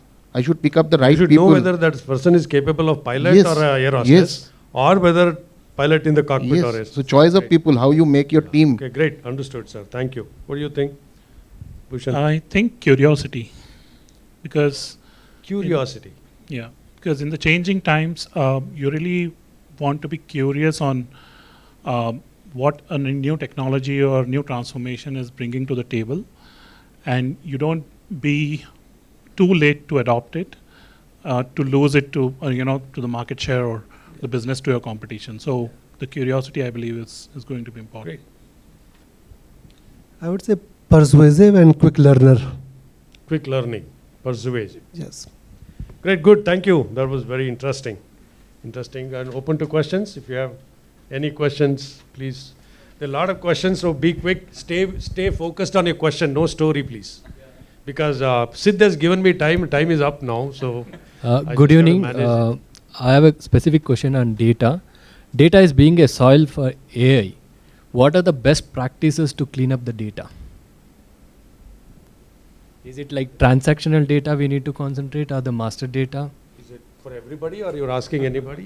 Yeah, anyone can answer. Anybody wants to take it?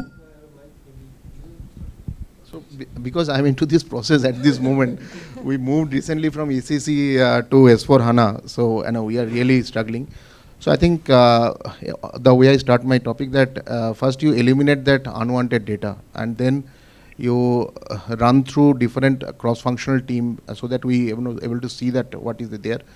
And then we live with that, we use the data, and we do the discovery.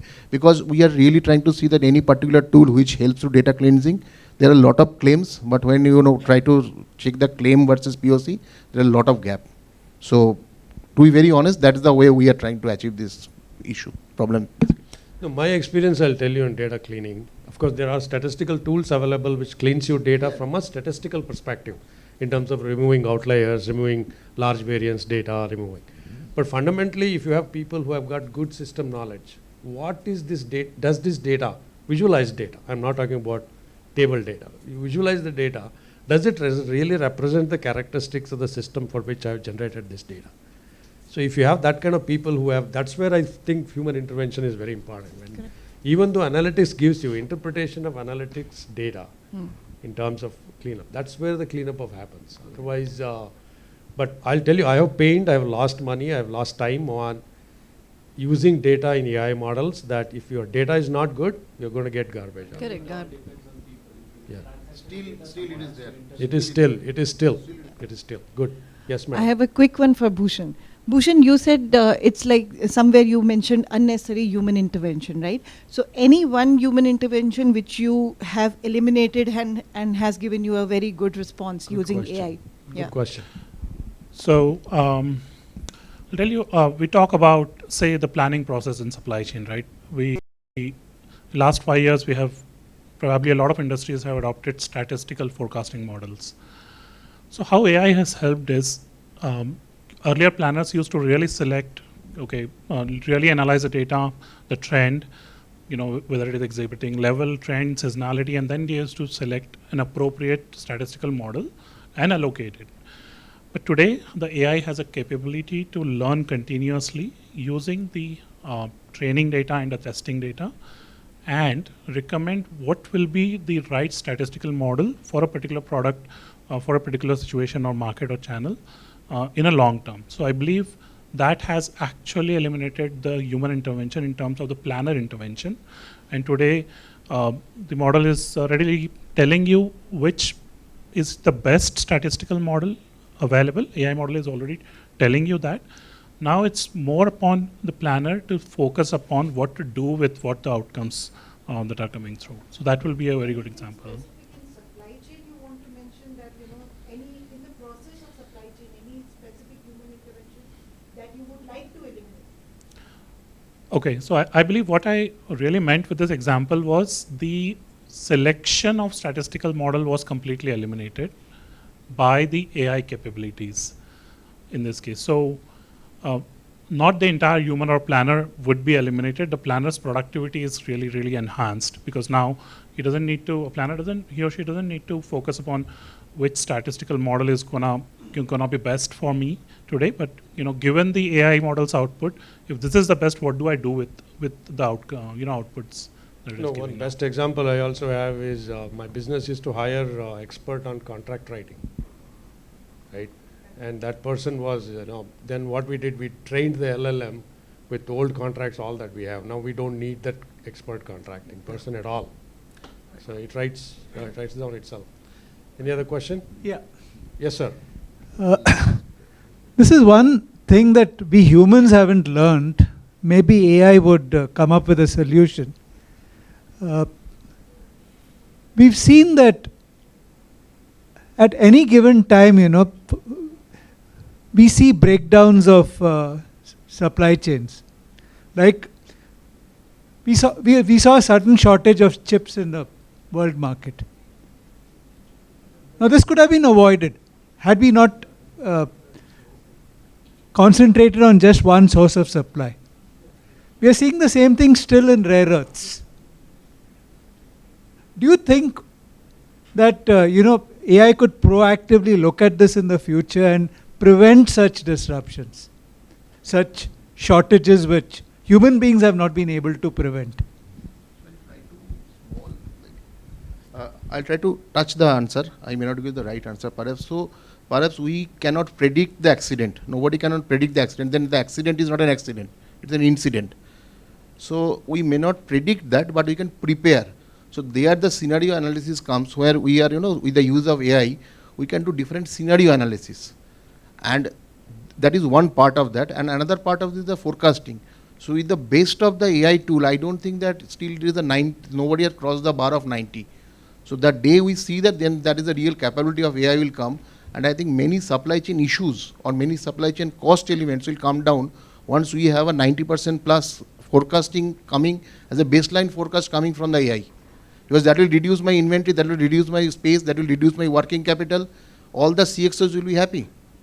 Today it is not there. None of the AI they can claim, but there is not a POC which showing month after month granularity level you are having a 90% plus forecasting accuracy.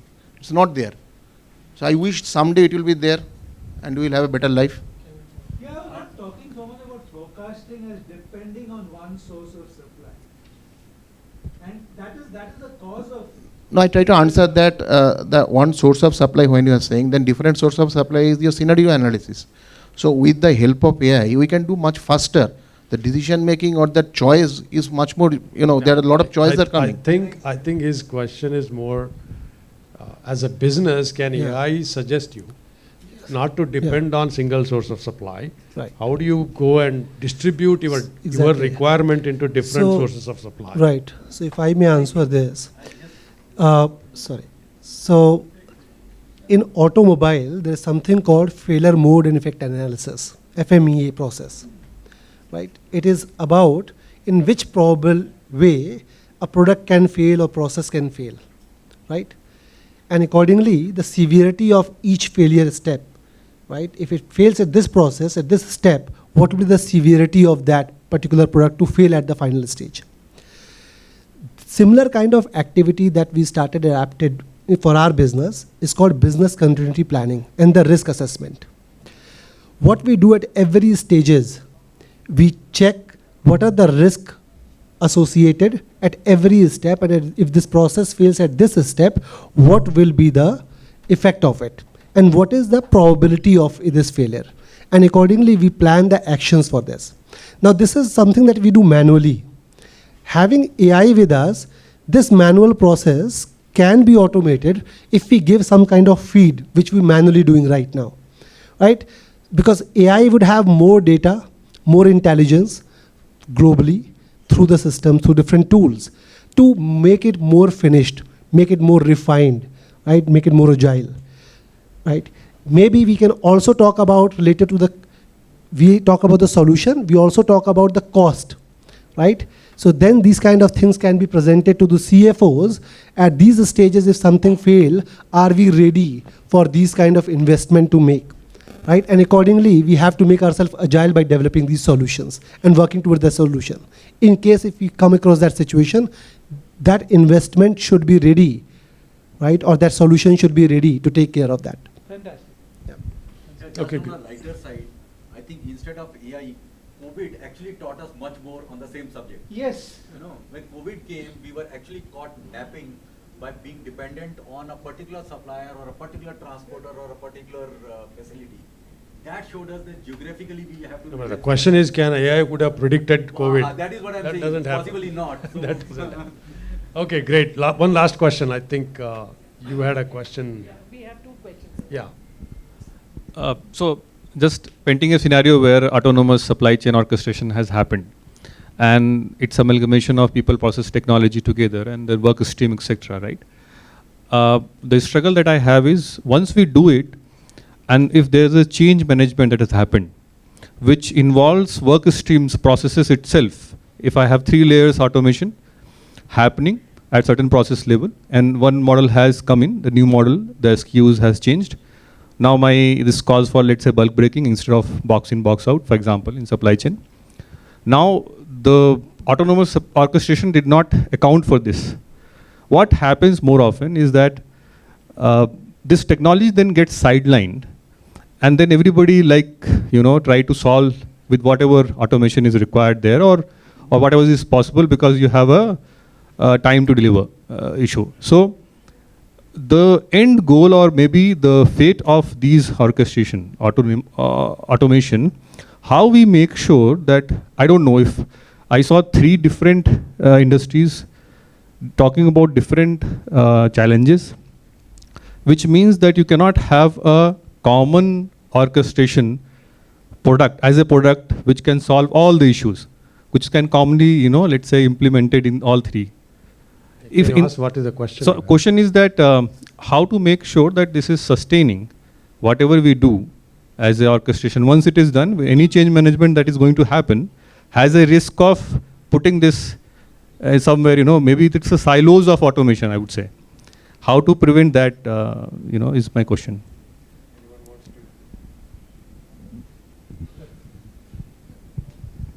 No, your question is valid. However, thinking of that in mind, that something will change, that we should not adapt today. If something is giving us the benefit and leverage and solving lots of problems that we are facing today, right? Also, we are all visionaries we have in our industries, which can visualize the future. With use of AI also, we can predict the future problems that Sir was talking about. Some of the problems can be predicted advance. We are trying to develop the technology for that, right?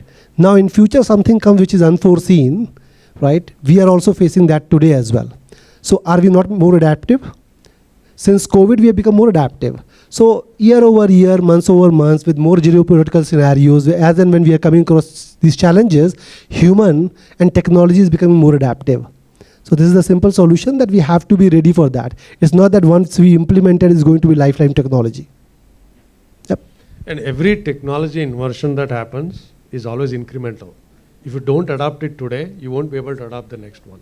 You can't ignore this and adopt the next one. That's not going to happen. You look at history all the way from invention of calculator to invention of internet to till today, it's the same thing. If you have not adopted the previous one, it's very difficult, or sometimes you don't want to adopt the next one.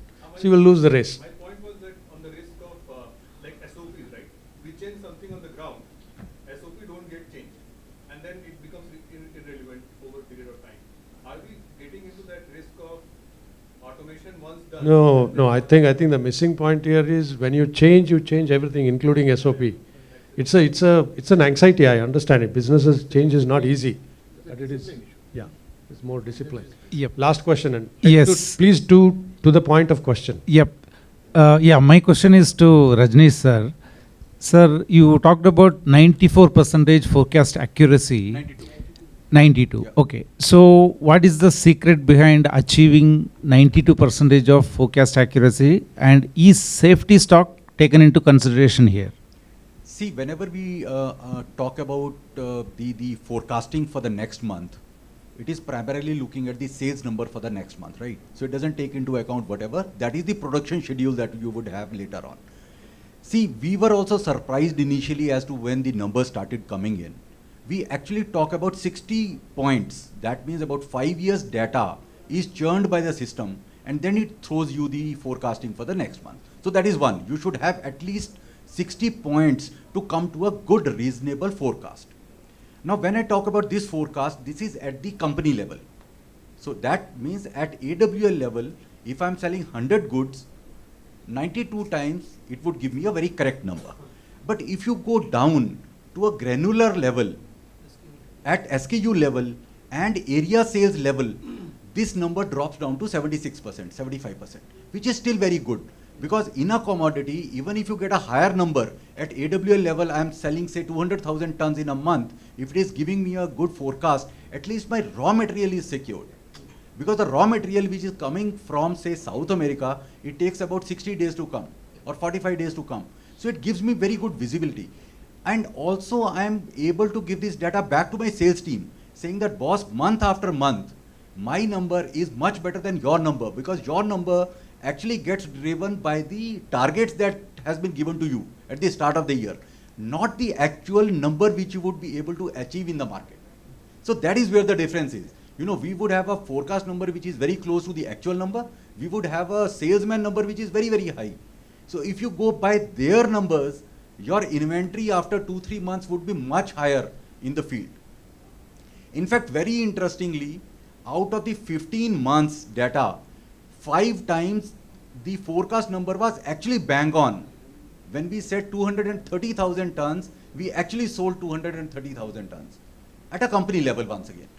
But we were actually surprised to see, then we took a cut on the zones. We have 6 zones in the country. We took that cut, thinking that the forecast level would go down. It was still pretty high. Then we took a cut on our sunflower, mustard, palm oil, rice bran. There also the number was pretty high. So we became convinced. Now, in fact, everybody says that let us go by your number. Even if you want to increase the number later on or decrease, it can be done as the month progresses. So we actually have 10-day bucket, 10-day bucket, 10-day bucket, and 10-day bucket. So it can be increased or decreased any time.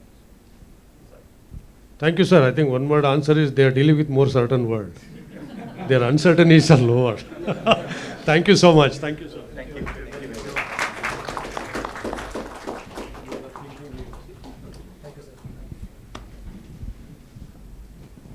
I must say, and thank you so much.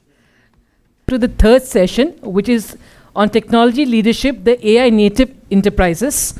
Of course, our very own session chairman, Vagish Patil sir, is there. Now, as I read, I would like to call upon the panelists. First, I would like to call Mr. Venkata Rao Damera, Chief Information and Digital Officer, AWL Agri Business Limited, with 30 years of experience in information technology, digital transformation, enterprise architecture, and business technology leadership across FMCG, agribusiness, manufacturing, and consumer goods sector. He is recognized for driving enterprise-wide digital transformation, IT strategy, technology innovation, data-driven decision-making, and AI-enabled business transformation. Welcome on board, sir.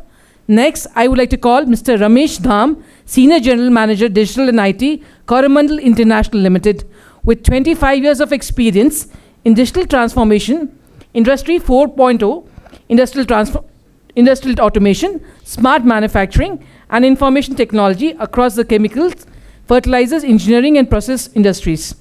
He is recognized for driving Industry 4.0 adoption, digital manufacturing, industrial automation, operation excellence, and technology-led business transformation. Now, I also would like to call upon Mr. Siddaraju, our very own Mr. Siddaraju, HV, who is the founder and CEO of Sclen.ai, with over 20 years of experience in supply chain management, logistics, and digital transformation. He has been instrumental in helping organizations build intelligent, data-driven, and autonomous supply chain. Over to the wonderful panelists, and over to you, sir. I'm a fundamentally technology enthusiast, so this is my most loud panel. So you bear with me. I know dinner is waiting, but bear with me. This is going to be a good discussion. In terms of looking at all the digital disruption that's going on in supply chain world and the transformations going on in every aspect of business, I think it must be hitting you in every aspect of business as CTOs and CIOs, right?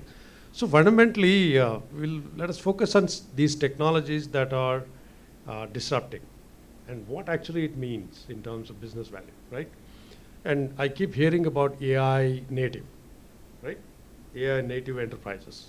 That's what I keep hearing about. What does that mean to you? I'll start with Venkat. What does AI native enterprise means to you?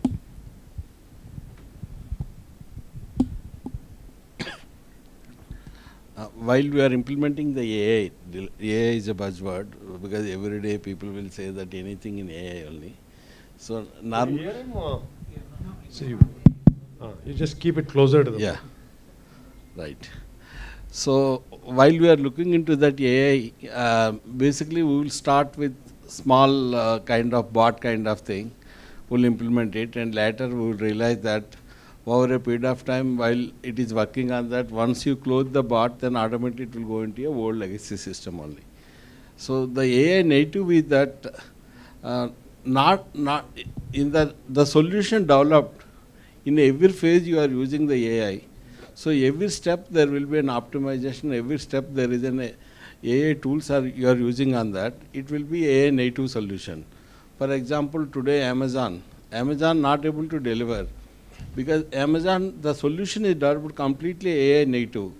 So once the requirement comes into that in the warehouse, which stock need to be delivered, where to deliver, fully automated, it's a fully AI native.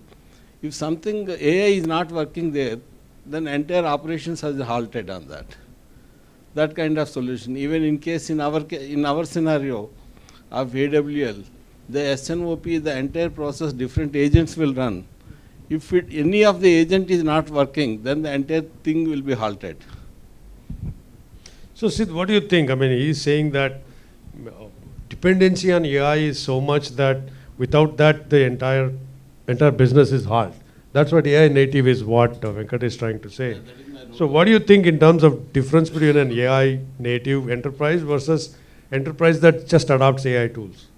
See, basically if you have to look at this in very holistically, so when we talk about AI native, native in the sense that we are preparing some ground to get into an AI era. It is not that you are going to completely adopt it.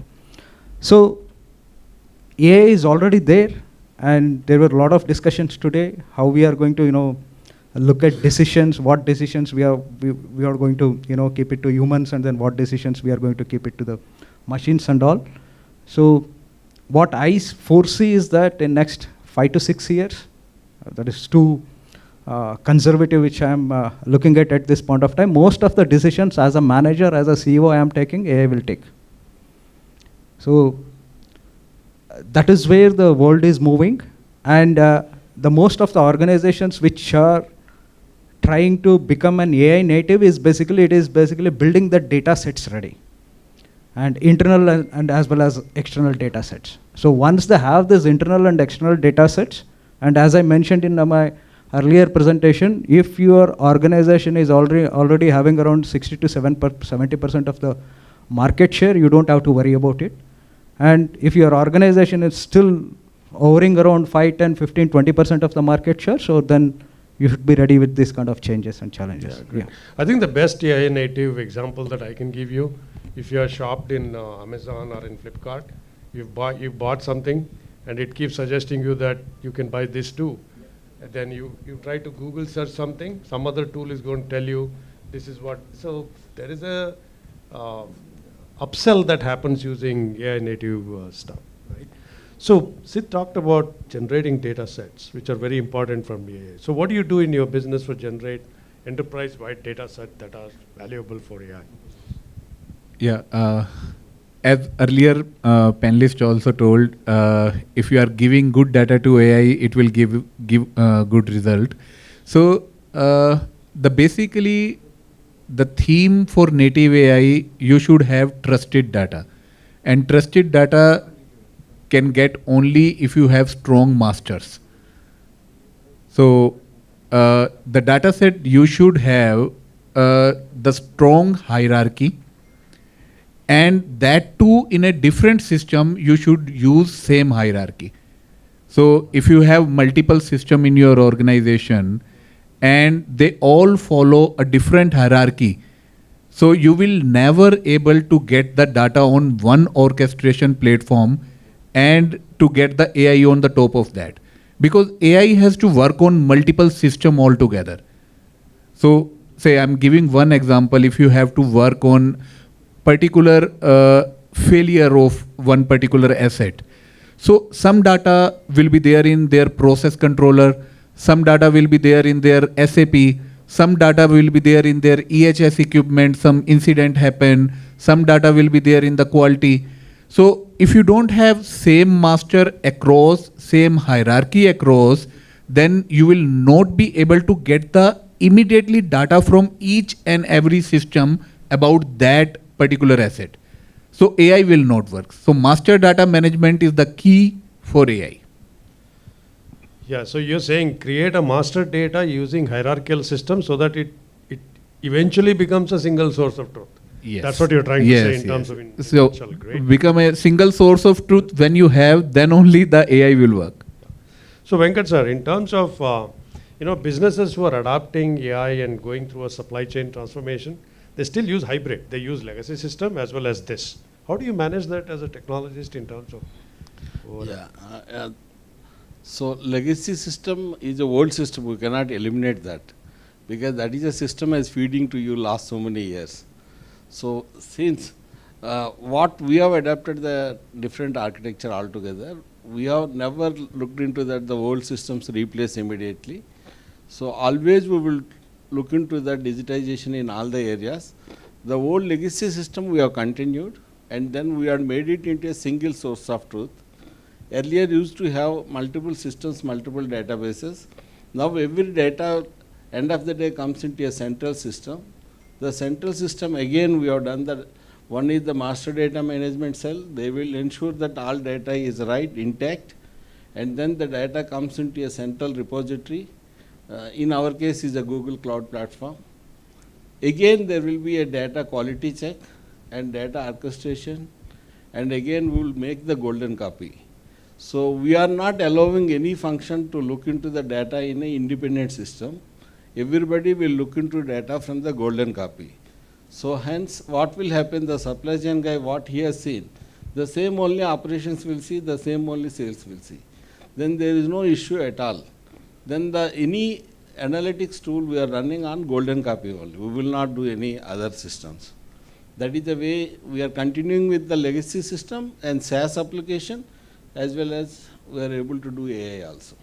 Yeah, that's a nice blend in terms of keep a single source of truth as a golden copy and still use the same legacy way of managing the whole thing.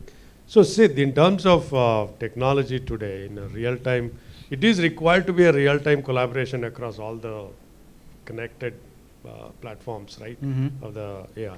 So in terms of that, what architectural principles you think are key to achieve this end-to-end communication? So basically, if you look at today, we are talking about PaaS and SaaS, right? Platform as a system and then as well as software as a system. So when we are looking at these systems, so basically underlying technology, underlying architecture, you should look at microservices architecture. And first is basically when we talk about architecture level, and then second, when you talk about the database and all, especially today, those were days gone earlier, basically in terms of we need to have this data in on-prem and all other aspects. So we have today Google and Azure, and then as well as AWS, they will give you what kind of security you need. So the cloud security and then on-prem security, still I know few companies, they are still having the servers and they are managing it. I don't know what kind of business they are doing.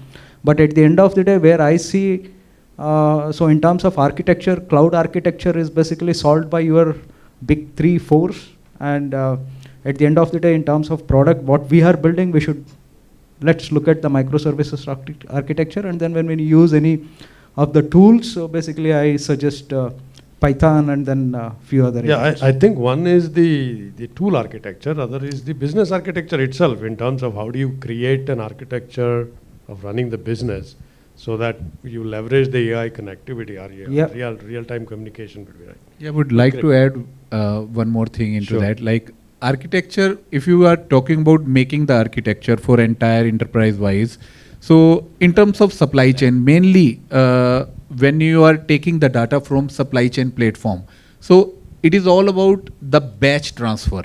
So when you are designing architecture, the first thing you should design a architecture on event base. Every event should trigger the information to the architecture. So this is one thing. And then again, like if you have a strong hierarchy and master data, so that should be a part of your architecture. Like it should get the same source of information from multiple systems. So event based is one like we should even think of making the architecture. Yeah, given that, in terms of event-based triggers, or it's the same as microservices that Sid is talking, right? You design. But given, all the cyber threats that are going on, how will you balance all this? You have to still innovate, you still have to ensure connectivity, you have to still ensure enterprise resilience and all this. How do you ensure all of this in the, with cyber threats going on? Yeah, so right now people are talking about the IT security, and that is the most common thing, but people now started talking about the OT security also.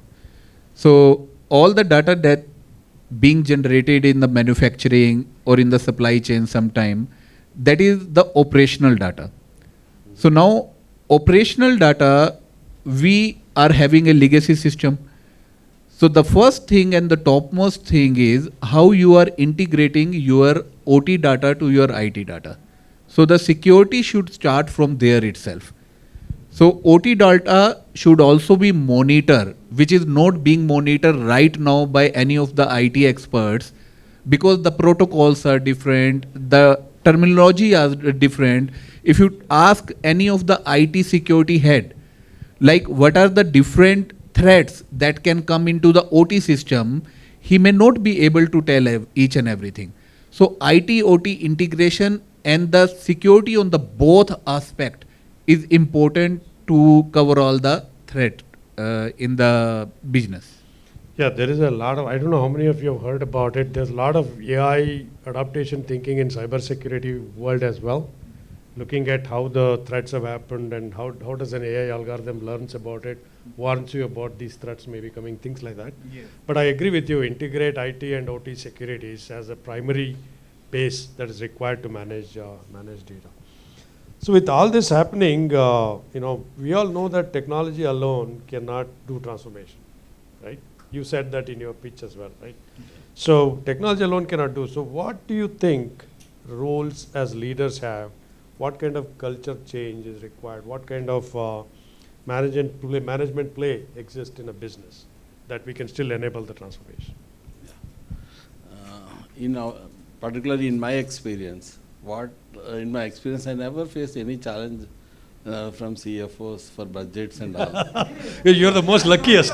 Most luckiest. Yeah. The reason behind that, the business case is important. The business case, how you are proposing is important. Whether the respective function also is along with you is important. Once you start with any project with the function, for example, in our scenario, Rajneesh is our supply chain head.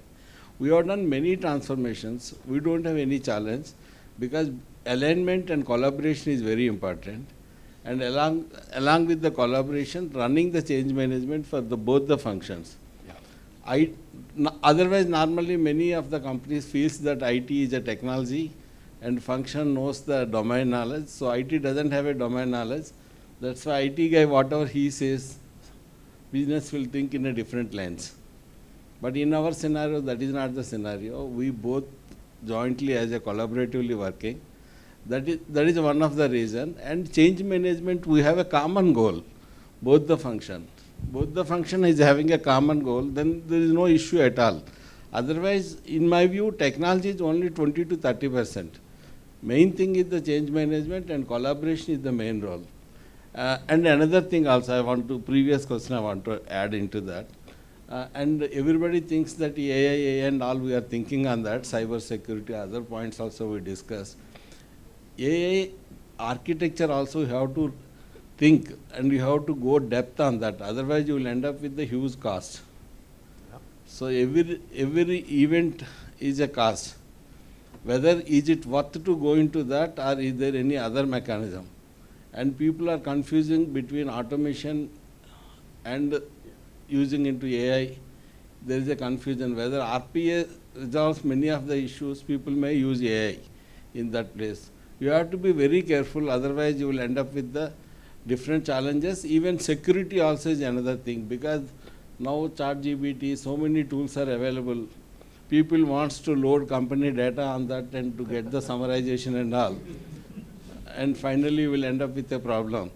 That's why company, majorly in this area, what we are looking into that, cyber security threat, IT, OT and all, we have complete security roadmap and everything is there. More importantly, internal security is more important.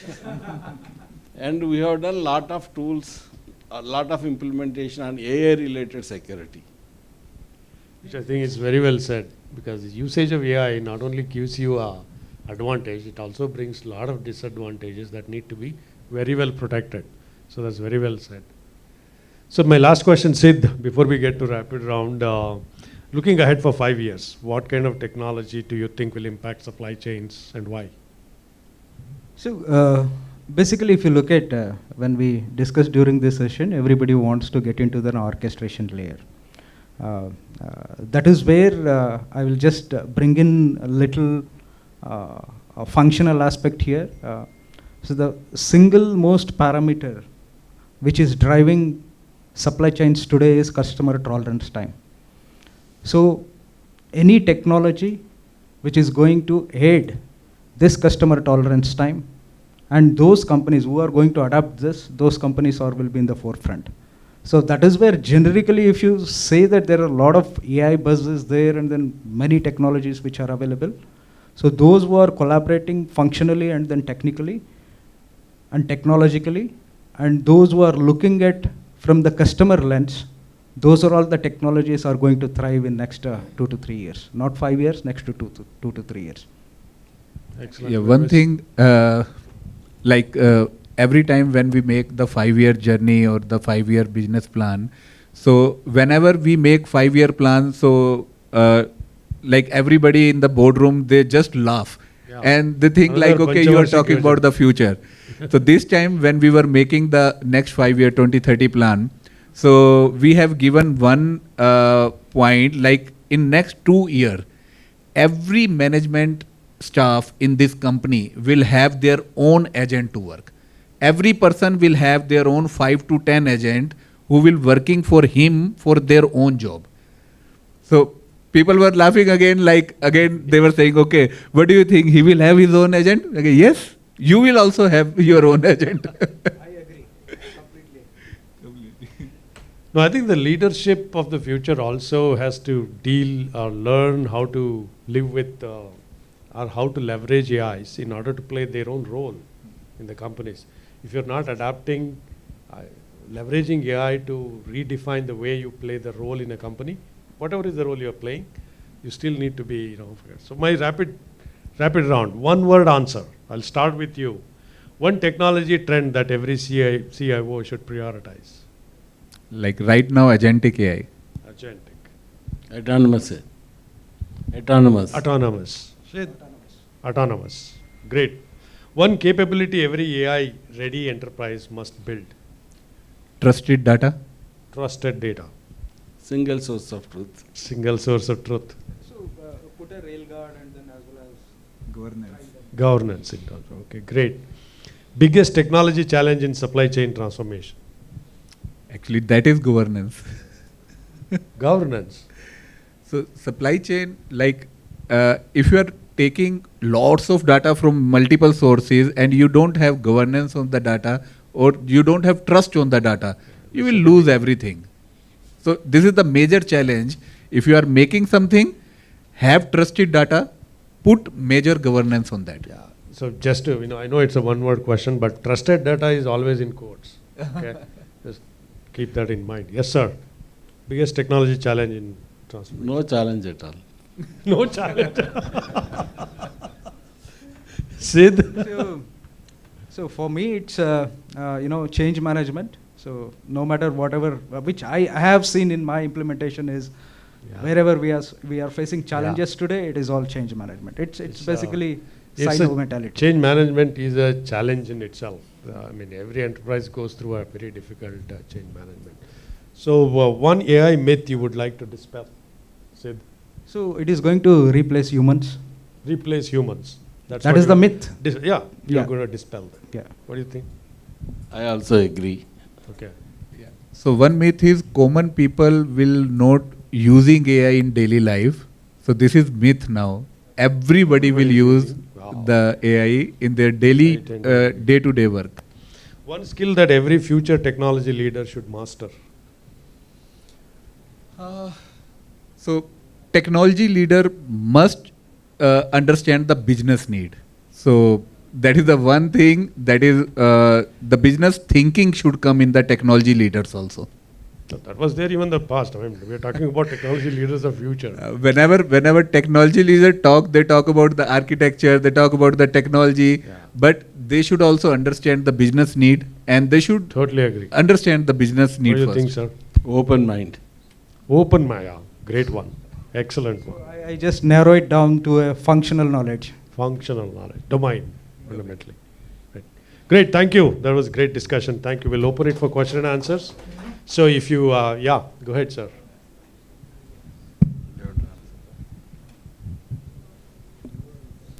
Yeah, my question is addressed to you, Venkata Rao. Yeah, you were saying that in your company, you don't have any problem with, getting sanctions from the CF. Has the implementation of S&OP to do anything with that? You said you don't face problems with CFOs for sanctioning of budget. You also said in your pitch you implemented S&OP. So because you implemented S&OP, your CFOs are okay with you. That's what he's asking. No, that is the credits to Rajneesh. Hello. Probably yes is what he's saying. Yeah. It's maybe one of the reasons. Yeah, definitely you have seen that, what the ROI is presenting. That is a monthly review also is happening. Then where is the issue of that? The answer is yes. Yeah, ultimately, either CFO or CEO or CDO or whoever it may be, if benefit is coming to the organization, who will stop? Yeah. Yeah, yes, sir. So when we talk about autonomous, we think of Tesla on the ground and SpaceX in the space. So how do you see that technology readiness levels in terms of making the supply chain autonomous on a scale of 1 to 10, and what are the kind of maturity level which we see in the coming 4-5 years, and what level it can go? Rajneesh sir was talking about system suggested pricing. So system suggested pricing accepted by the transporter and vehicle comes with a certain timeline. How do you see happening in future or not? So this is our imaginary question. You have many questions. You want to know what is TRL levels? Yes, supply chain first. Yeah. 0 to 10. Yes. You also want to know one more level. What level? That autonomous in terms of procurement. Let's say logistics procurement happening automatically. Yeah. So whether procurement is still happening. Yeah, I will answer to you. One thing you might be noticed also, the AI adoption worldwide, India is the adoption curve is very high. We have surpassed the China also in that adoption wise. So very fast adoption is happening. You are thinking that next 3-4 years, I am thinking that next 6 months only. The thing is that today even supply chain, logistics side robot usage has already started in India. At this moment, presently, our labor cost is compared to that is lower. That is the reason some of the things is not happening. But while we are moving to a scale and all, definitely it will happen. So on a scale of 1 to 10, how do you rate as of now? 3, 4, 6? What is in making the supply chain autonomous? That was the kind of, I was looking at some sort of answers. Robotics and all is still not feasible given the price comparativity. But there are different models. SaaS models is available. You can engage for a day also. Those models also is adapted. If you allow me, I'll answer his question. The TRL levels of supply chain autonomous orchestration platforms is about, in my opinion, okay, this is my own personal rating in terms of looking at different supply chain businesses, is somewhere between 8 and 9. How will they get to 10 is when the AI adaptation gets completed and some of the decisions start happening automatically through the platform and they achieve single truth data set end of the day. That's where the TRL level 10 will reach, in my opinion. Yeah. Is that okay? So, yeah. You guys agree with?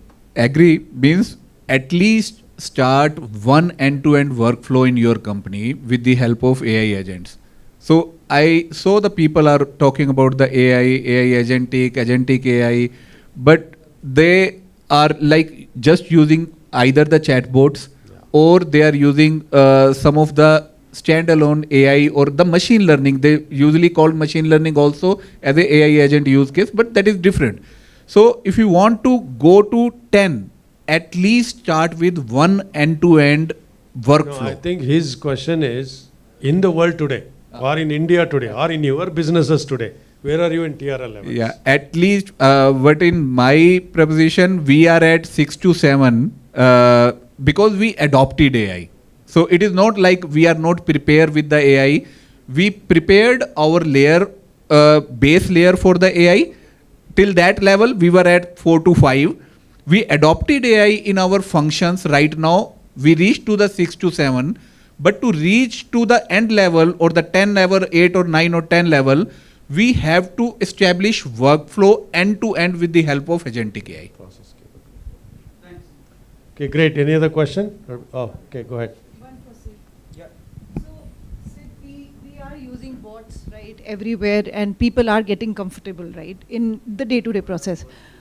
Just a worst-case scenario. If that fails, okay, if AI fails, what challenge would you see, foresee that getting back, people from that comfort zone to, doing the things manually?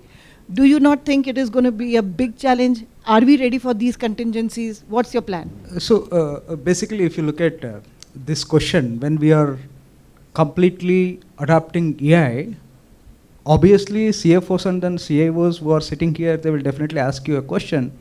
This is the fundamental question, what is your backup plan, right? Okay. So obviously where I have seen last 10 years, my journey, even we are talking about, we are at the scale of 6, 7 in, supply chain orchestration, still we have a backup plan. Okay. So without backup plan, you cannot just completely trust on AI. So in your tools also, you have we some have backup plans. plans. Okay, perfect. Yeah, thanks. Thank you. But you will have going forward, in my opinion, you will have a AI backup for an AI online. Yeah. Yeah. Right, any other question? Otherwise, we are done. Thank you so much. This was very, very interesting. See, one thing I would like to, because not from a CIO and CTO perspective, whenever you are going for a major supply chain transformation or any digital transformation projects, please keep CTOs in the loop. Otherwise, so you will be struck at the end. You will sign the contract and then they will come up with 200 line items in terms of data, security, governance and all other aspects. So the project will take care of, it will go run for another. Yeah, that is one thing I think nobody has asked. So next time CFO will give you a, go ahead, but to cross the CTO's gate, it is not easy. Especially in the large transformation projects. Thank you. Thank you. Thank you. Thank you, guys. I hope you enjoyed all the panel discussion as much as we enjoyed putting it together. Thank you. Thank you for your patience. Thank you for your questions. If there are more questions to be asked, I think Sid and CII can help you figure out those answers. Thank you so much.